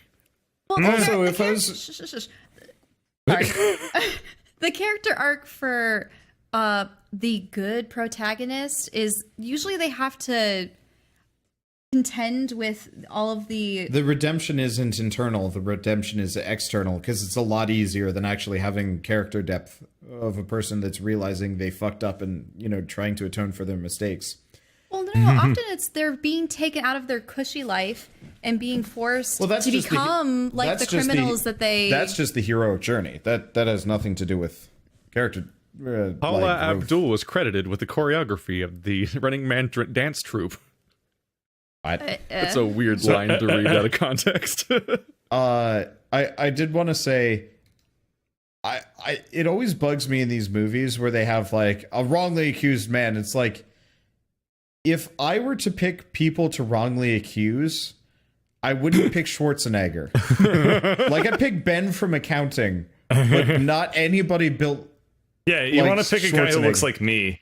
Not a guy who looks like Arnold Schwarzenegger. Usually the gimmick is that the guy running the event is some sociopath that's like streaming it online for views for tons of money based on the viewership, and they want like good competitors, so they're essentially kidnapping people into it by like, oh yeah, these are all convicts, but that guy, I want that guy in it. So they they get him for a false murder charge of his wife or something.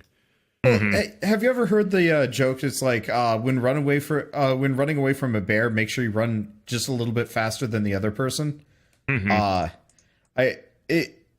always have that problem when like watching these movies of like, you know, they just more or less put their kryptonite in there, and they're just like, it'll be fine, he'll die, and then, you know, inevitably it doesn't. It's like, if I were running this, I'd pick the people that are just shy of the mark, as opposed to like very clearly could probably handle all of this. It's like, you know, maybe some like buff dude that has asthma, so like he looks like he's gonna do like a really good job, and he's like kicking ass for a while, but after a certain point, you know, the Achilles heel kicks in and he kicks the bucket before he can actually threaten you or like you know, return for vengeance in any way, shape, or form. I just have trouble watching Schwarzenegger movies because it's always some dickhead decides to piss off, you know, Schwarzenegger. It's like, do you see this man? Do you see how large he is? No, the funny thing was, all of your reality is false, Quaid. He's such a weird duckling in Total Recall, and he's such a weird duckling in anything. Like, that's why he made such a good Terminator, because he didn't fit. Well, in Terminator, he was just supposed to be a monotone death robot killing machine. Yeah, and it worked because he was like menacing and very clearly like the most dangerous thing there. Kind of bugged me when the Total Recall. I can't. Why did they make a remake? Why? The other problem I run into with somebody Schwarzenegger. had the rights. What was that shitty movie where he was pregnant? Oh no, I've never seen that. Yeah, that was the first time I had ever seen Schwarzenegger in a movie. Oh yeah, you can never take him serious after seeing I couldn't go back from that. I think my first Schwarzenegger movie was Jingle All the Way. Yeah, that was my second. My progress through the Schwarzenegger movie list has been kind of a bell curve of starting with Junior, then that one, then God damn. Then I think, I think I saw like Commando somewhere in there. I've never seen the first Schwarzenegger movie I saw was Terminator 2. So mine was I was Terminator. set for a high bar right You away. either dodged Schwarzenegger movies for a long time or started Terminator very young. It was the latter. Yeah, my parents just didn't show me Terminator until high school. At which point I was just like, "There's a lot of plot holes here, but I guess this is okay." I just watched Terminator on TV because then I saw like the censored like I don't know, like, oh, he didn't stab that person. He just like asked her politely to leave her own house. I used to see the inappropriate movies in theaters, but then people kept like looking at my parents weird for it, so they stopped taking me. Like I saw Starship Troopers in theaters at the age 7. Yeah, I mean, I loved it. I think when Terminator, I don't know when Terminator 2 came out, but I would have been like 1992.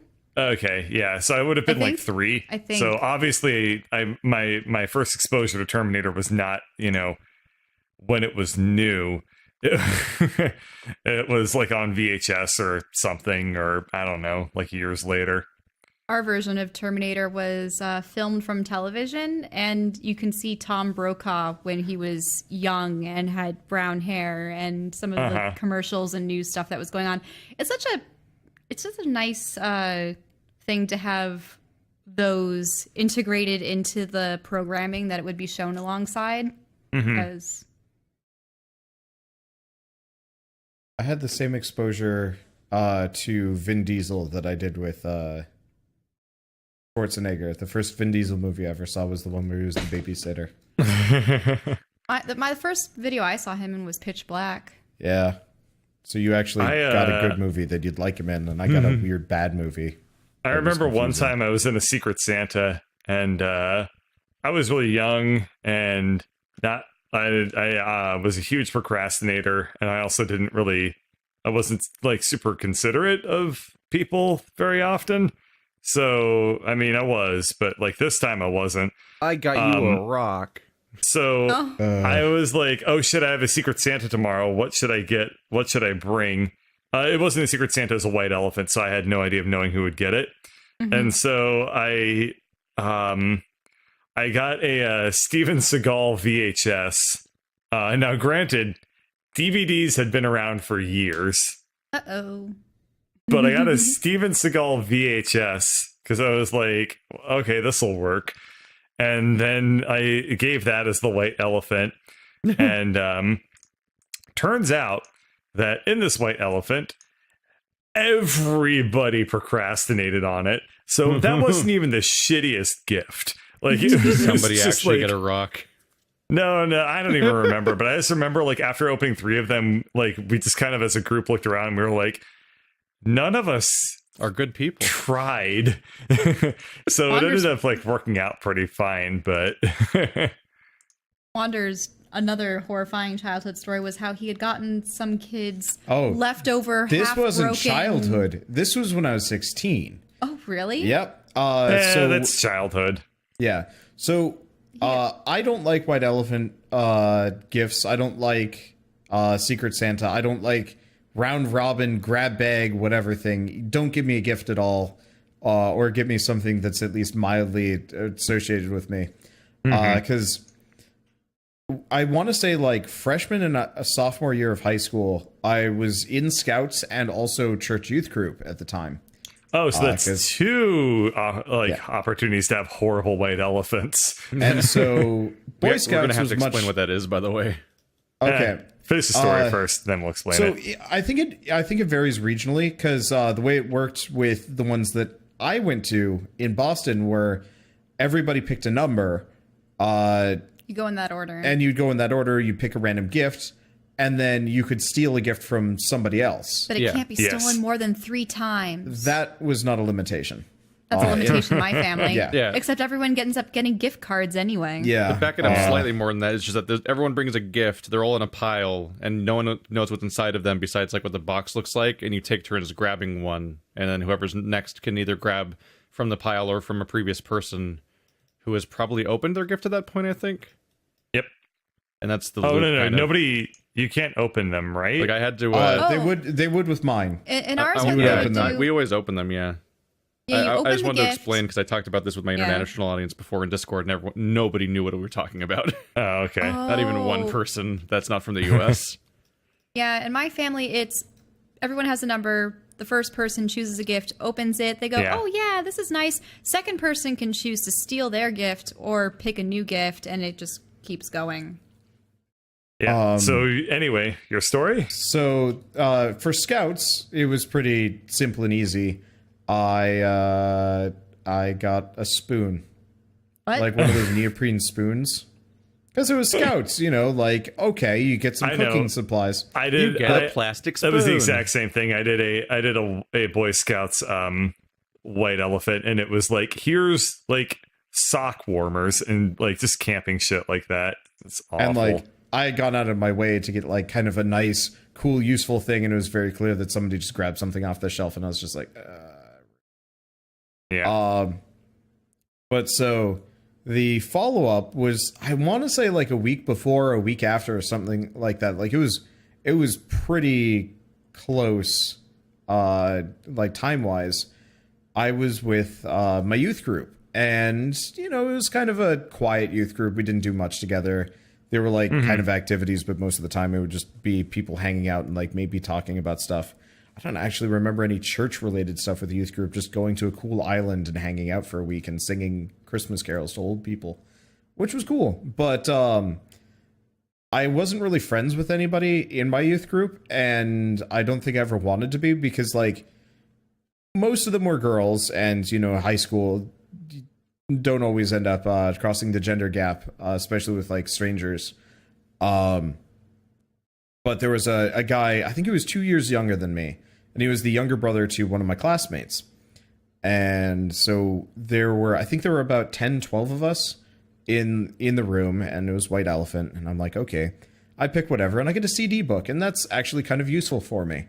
Because at this point I had a lot of, burnt DVDs of various like music and games and whatnot. And so that was kind of handy, and it immediately gets stolen from me, so I have to get another gift or something like that. But effectively, there was only one gift left, and it was a big, like, those gallon buckets of ice cream? Uh-huh. And I open it up, and it's filled with tissues. I take out the tissues. I mean, they're not used. They're just crumpled up to make it seem fancy. And inside are a bunch of broken McDonald's toys and toys of even lower caliber than that. Like, things that you get out of a vending machine for 25 cents that, maybe you, like, press on them and then they like, do a flip. They cleaned out their junk drawer, yeah. essentially. Yeah, really. They cleaned out their, like, shitty junk drawer and then handed it to me, and I, like, look over to the kid, because I knew who it was, because he had this big shit-eating grin on his face. And I was like, really? Like, what? And like, I actually just straight up called him out on it. I'm like, this actually isn't cool. And he's like, what are you going to do about it? And I'm like, I don't accept it. Well, yeah, I just left it there and I left and I never came back. Conflicting interactions with humans. Yes. Yeah. Inevitably what happened was the pastor at the time, he had ended up with the CD book because he wanted it too, I guess. And he like CD finds book to a pastor? Yeah, well, I mean, radical. They're humans. They probably get things. Did he end up giving it back to you, or what? Yeah, the pastor ended up giving me the pun about how a CD book. Oh my god, to a pastor. You know what? I missed that completely. Bravo, Keith. Bravo.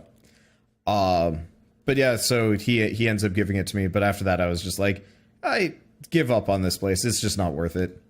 And then I think a month later, we were there for like a meeting so people could discuss problems because membership was dropping precipitously. And the solution from one of the other people there was to force the kids to go anyway. And change nothing. And I was just like, well, this is done. And my parents, this is the end of it for me. And my mother was like, yep, let's never go back. I dropped out of mine when I realized that half the kids were the like terrible bullies in school, and they would put on just the sweetest demeanors when they were in the group. I never joined a youth group.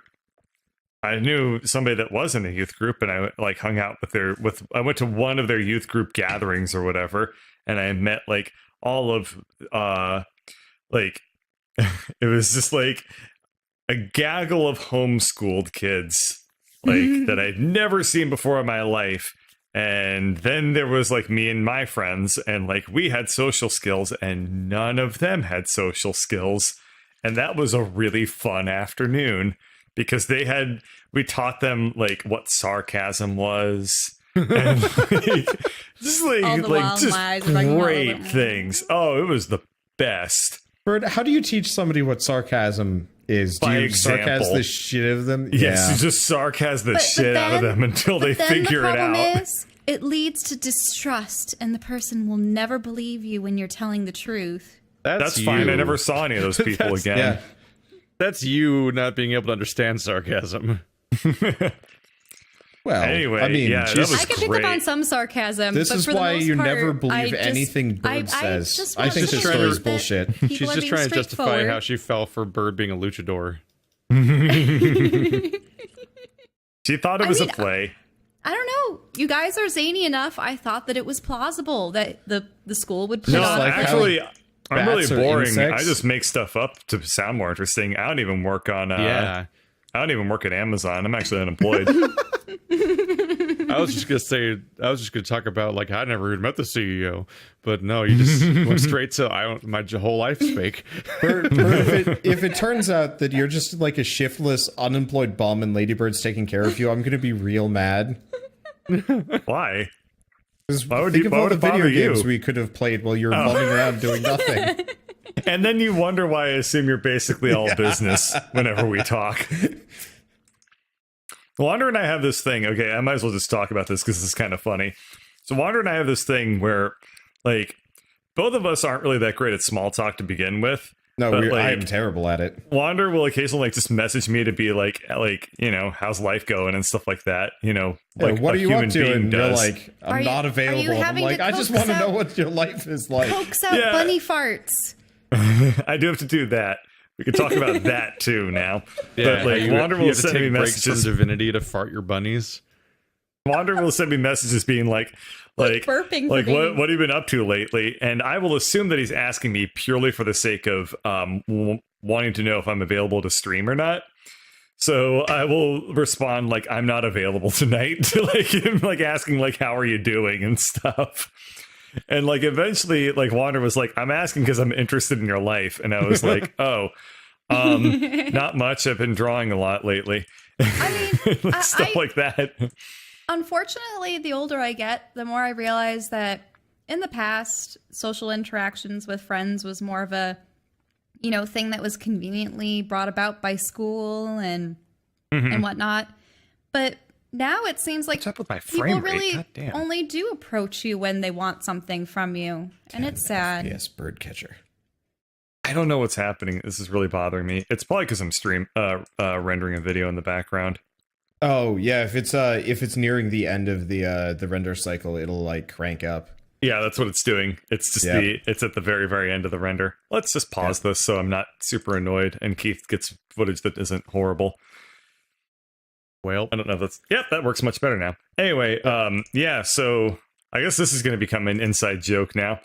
Bunny farting.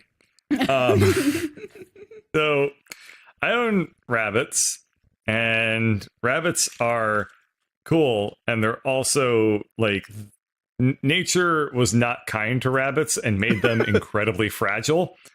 Like, incredibly fragile, because nature was like, yeah, you only get, like, 2 years tops. So, like, you being a durable animal is, like, not evolutionarily advantageous. So, we're just not gonna... We're gonna, like, make them, like, the most delicate things ever. And raising them really is very difficult. But like one thing that they get, especially when they get older, is they can be susceptible to bad gas like pretty easily, which means that like they basically like get like their insides get totally blocked up with like gas, and then they can't fart.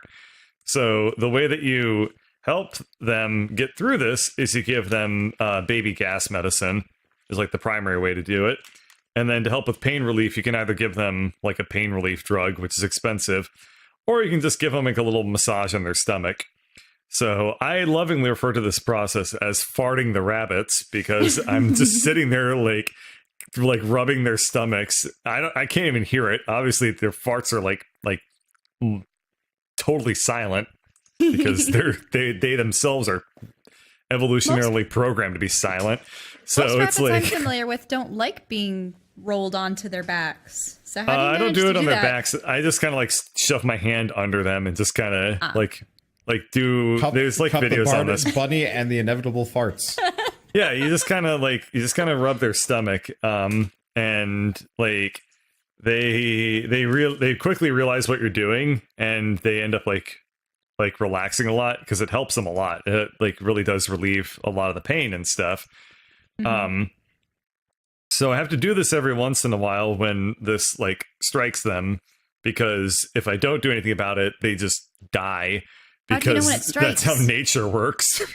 Do they make their high-pitched squealing noises, or do they do something else? No, I've never heard that noise. They if they stop like eating, how a pufferfish looks, they start to like that's actually super bad.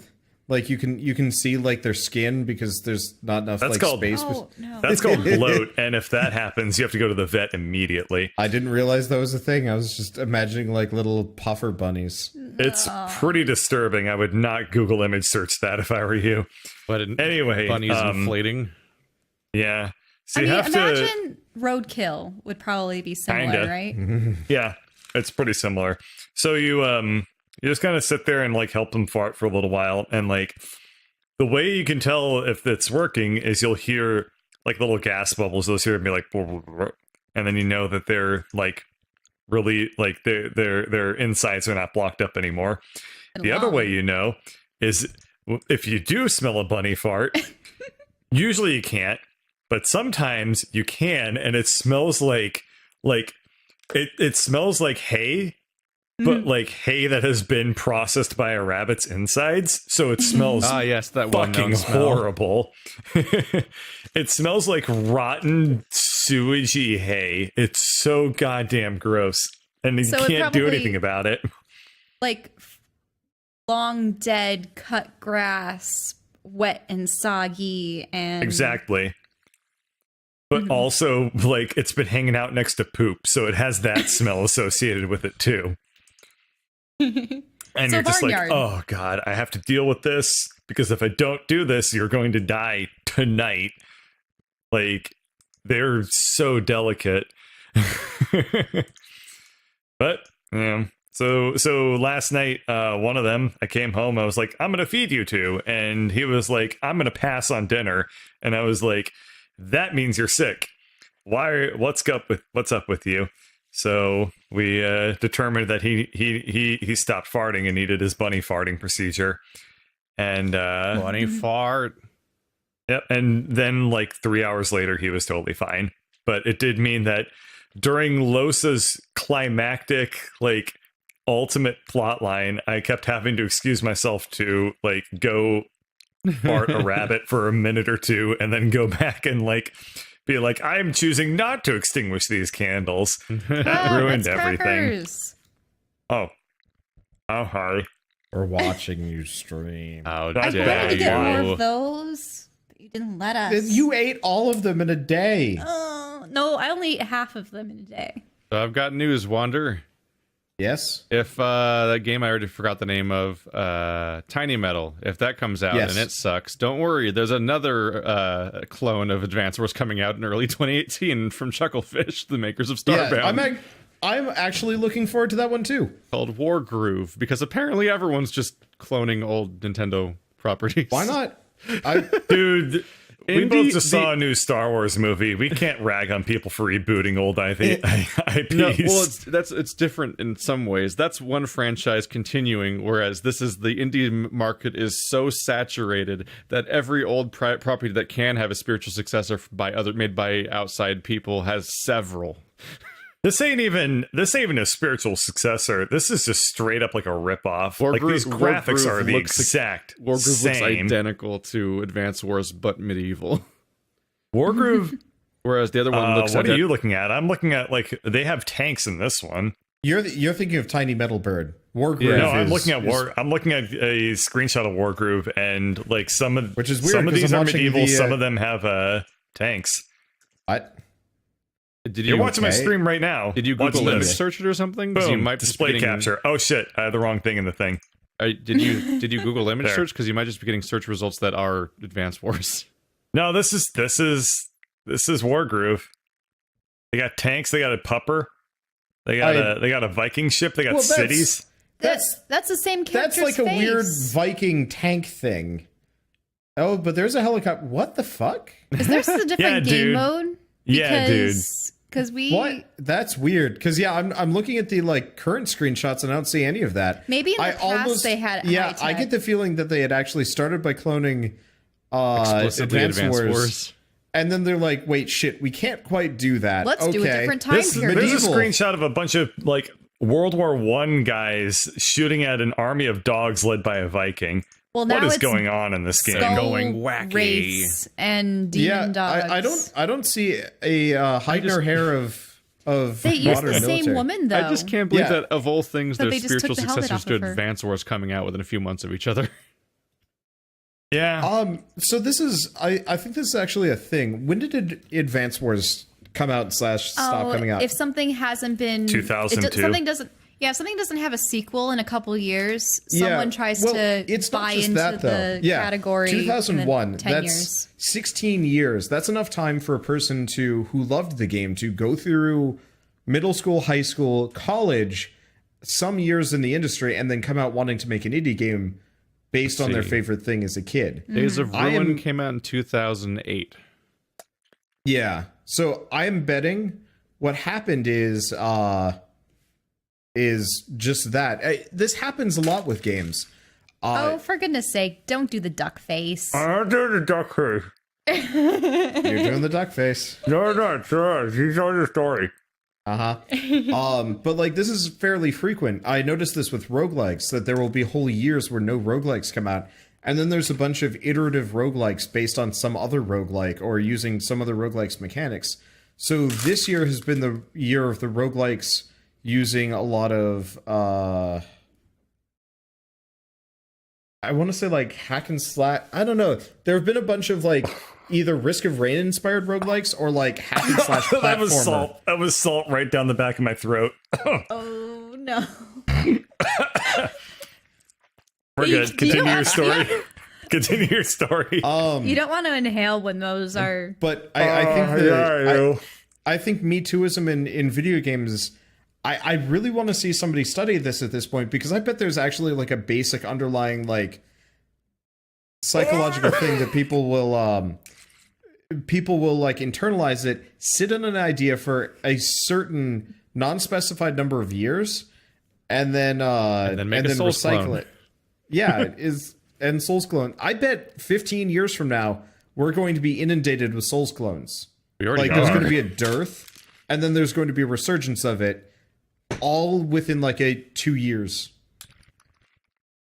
Like when everyone collectively decides, I miss Mega Man, let's make Mega Man. And then everyone made Mega Man. I mean, Mega Man 11 actually looks really nice compared to Mighty Number 9. And 20XX.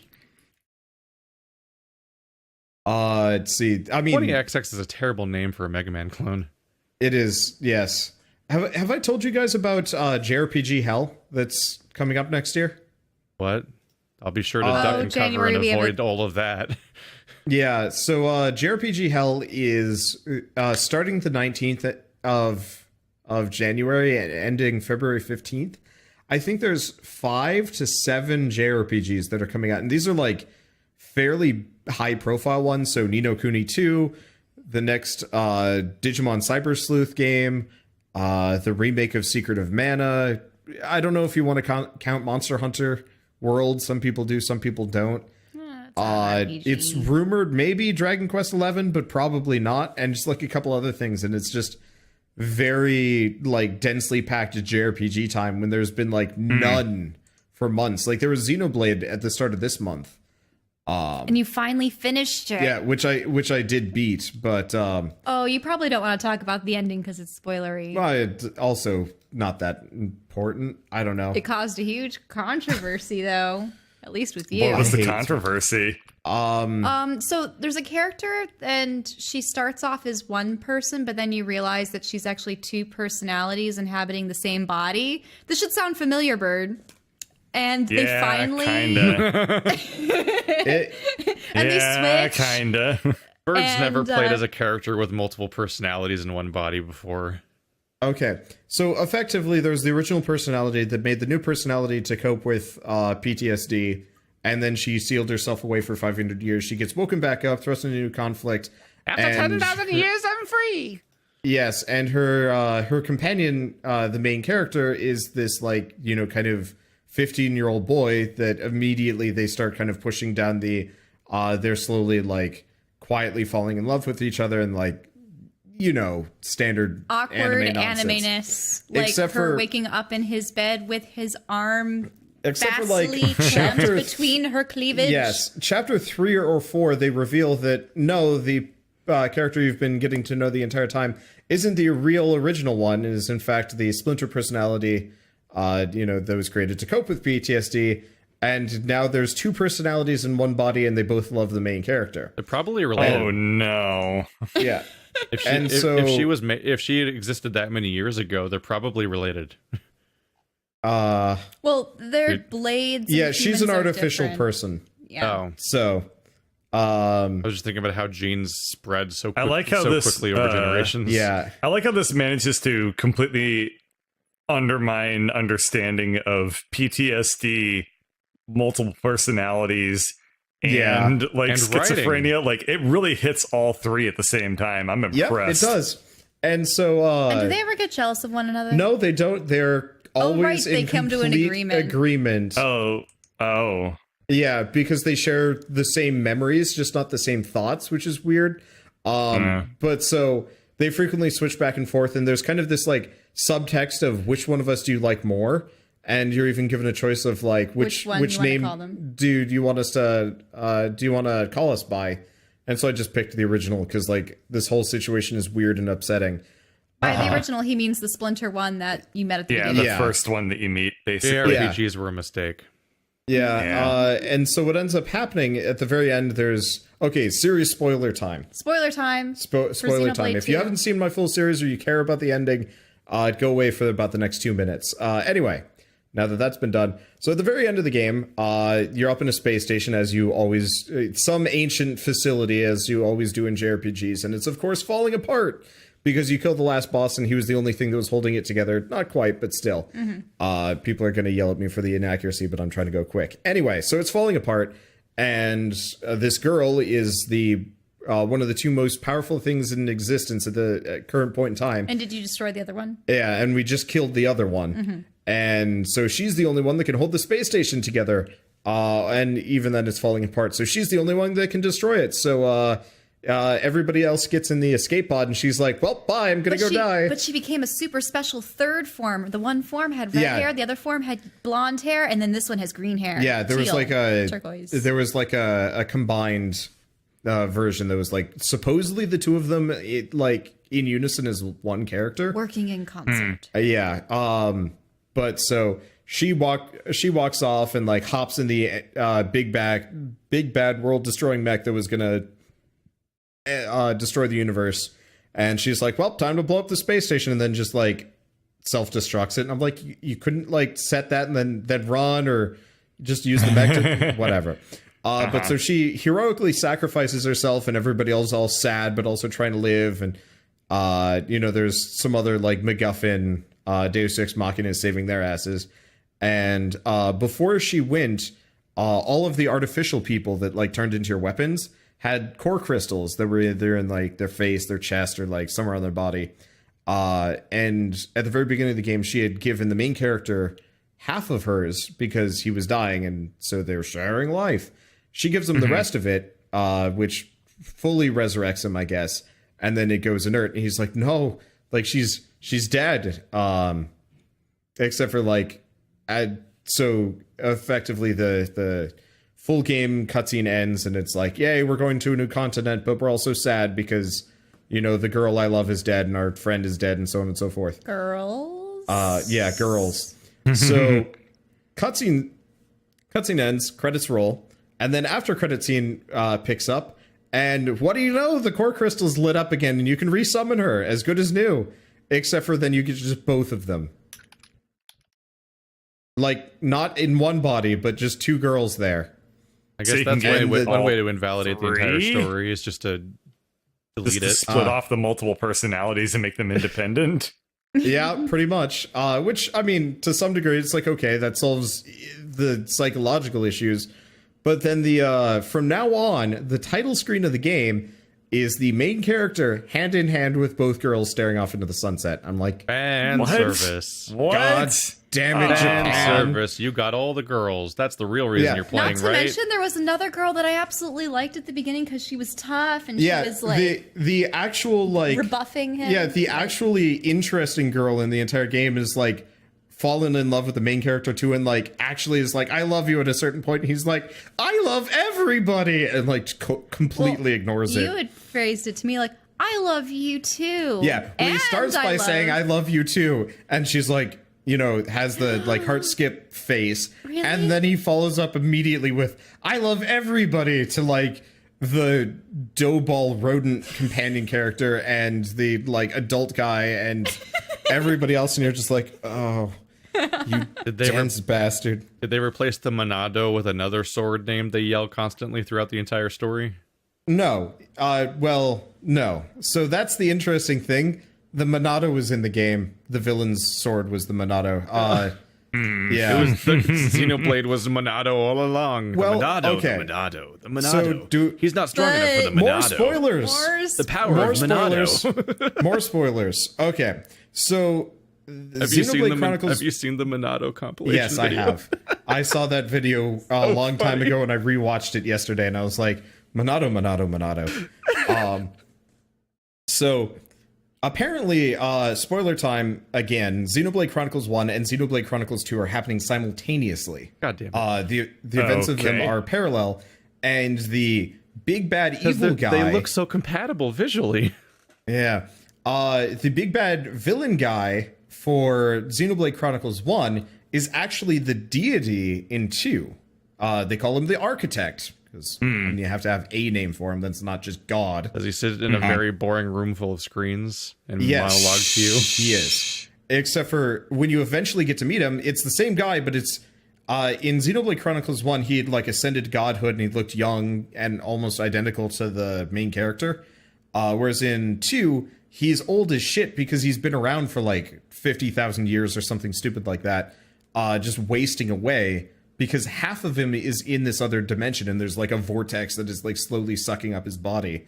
and he's like got cords and shit hanging out of him, and he looks pretty messed up, and he's actually this like benevolent person that feels really bad, and so there's kind of the parallel of like effectively his bad half got sucked off to the other dimension, and so he reveals that there were 3 cores that he'd made to manage the whole system because he was a deity in both. And one of them caused like a space-time vortex and disappeared. Like, he says this super offhandedly, and so you wouldn't notice, but like effectively one of the MacGuffins deleted itself from the current universe.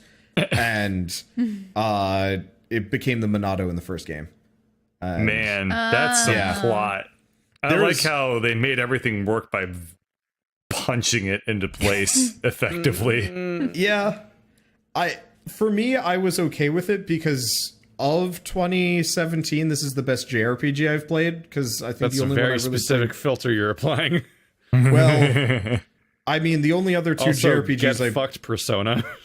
Yeah, Persona was too long for me to enjoy it fully. More controversial opinion than Doki Doki from that last episode.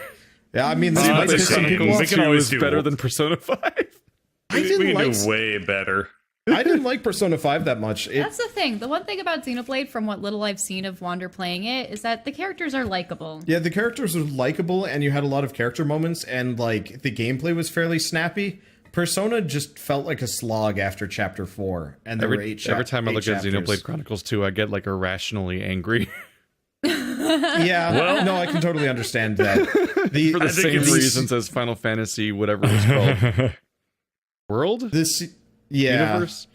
Yeah, Final They need Fantasy. a better naming scheme.